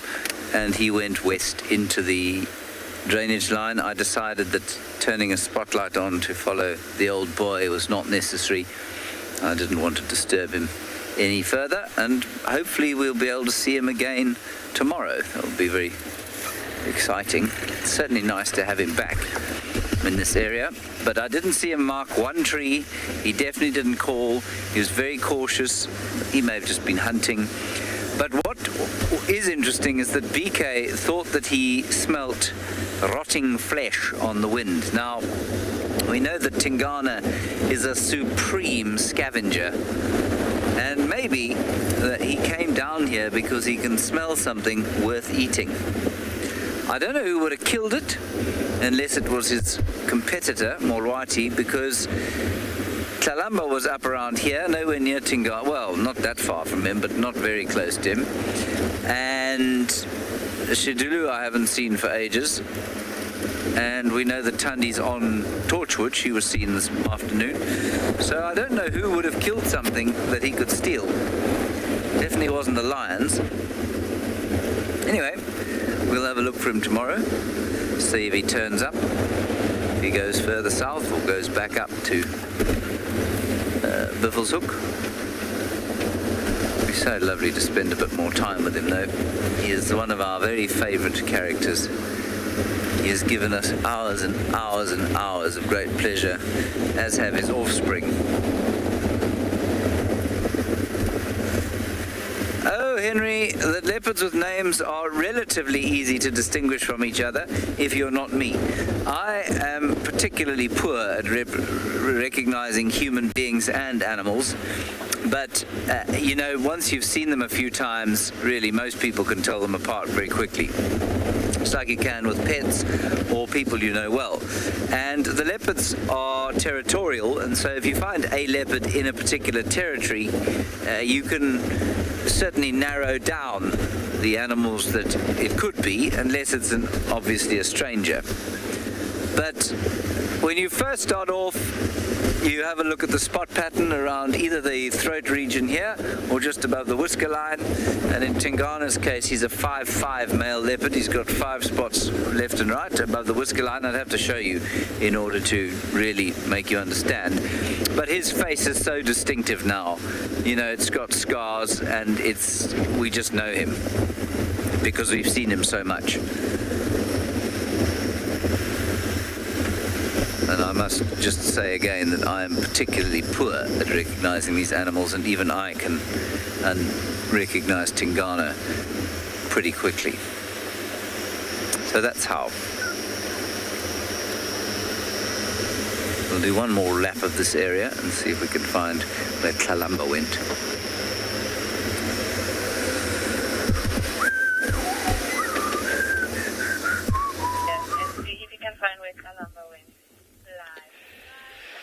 So just looking, I've just come a little bit closer here, and this scene where these animals were going at each other is quite a scene. There is a lot of disturbance on the ground. You can see where the tails were used to try and defend each other, the claws being pushed into the ground. And if you go on the right-hand side there for us, Glenn, the animal was basically dragging its opponent. Just a little bit. There we go. To the left there. There we go. Look at that. That's from the belly. That nice, smooth section is more than likely where one was on top of the other. And from the weight, the belly was being pushed against the ground. But it's right around this bush. And it's all over here in front of us and on the left-hand side. So they have been going at each other for quite a while. But what a remarkable sighting that was. I cannot wait to delve into the books and find out what really was going on there, because for me, those there are like special moments that just drive me even harder to know more, to understand more, to be able to appreciate. The jackal's starting to call now, to appreciate all this around us. So the more you understand, the better you appreciate it, and the better you want to protect it, because it is all so important. From a fly to microbes to phytoplankton, everything to these monitor lizards. Remarkable. But yeah, it's been a fantastic day. I'm sure that from the rest of the team, it's been wonderful to be able to share this with everybody. And we are getting very chilly, so I think we're also going to be pulling out here and leaving the site. Yeah, but what a remarkable sighting, and I'll be sure to let you guys know tomorrow morning what I have found out about these incredible creatures, because I am just so intrigued to find out what was going on there. Yeah, so from male and male, it could have been 2 males, it could have been a male maybe just displacing another male in this area, could be a female and another male. It was amazing. The smile on my face is like this. Really incredible. But thank you so much for joining us. It's been wonderful. From us at Tswalu, Final Control, the rest of our colleagues from the continent. It's been absolutely fantastic having you on board with us today. The comments, the questions, it's been fantastic. So from our side, have a great one, and we'll see you for Sunrise Safari tomorrow. Have a great one. Cheers.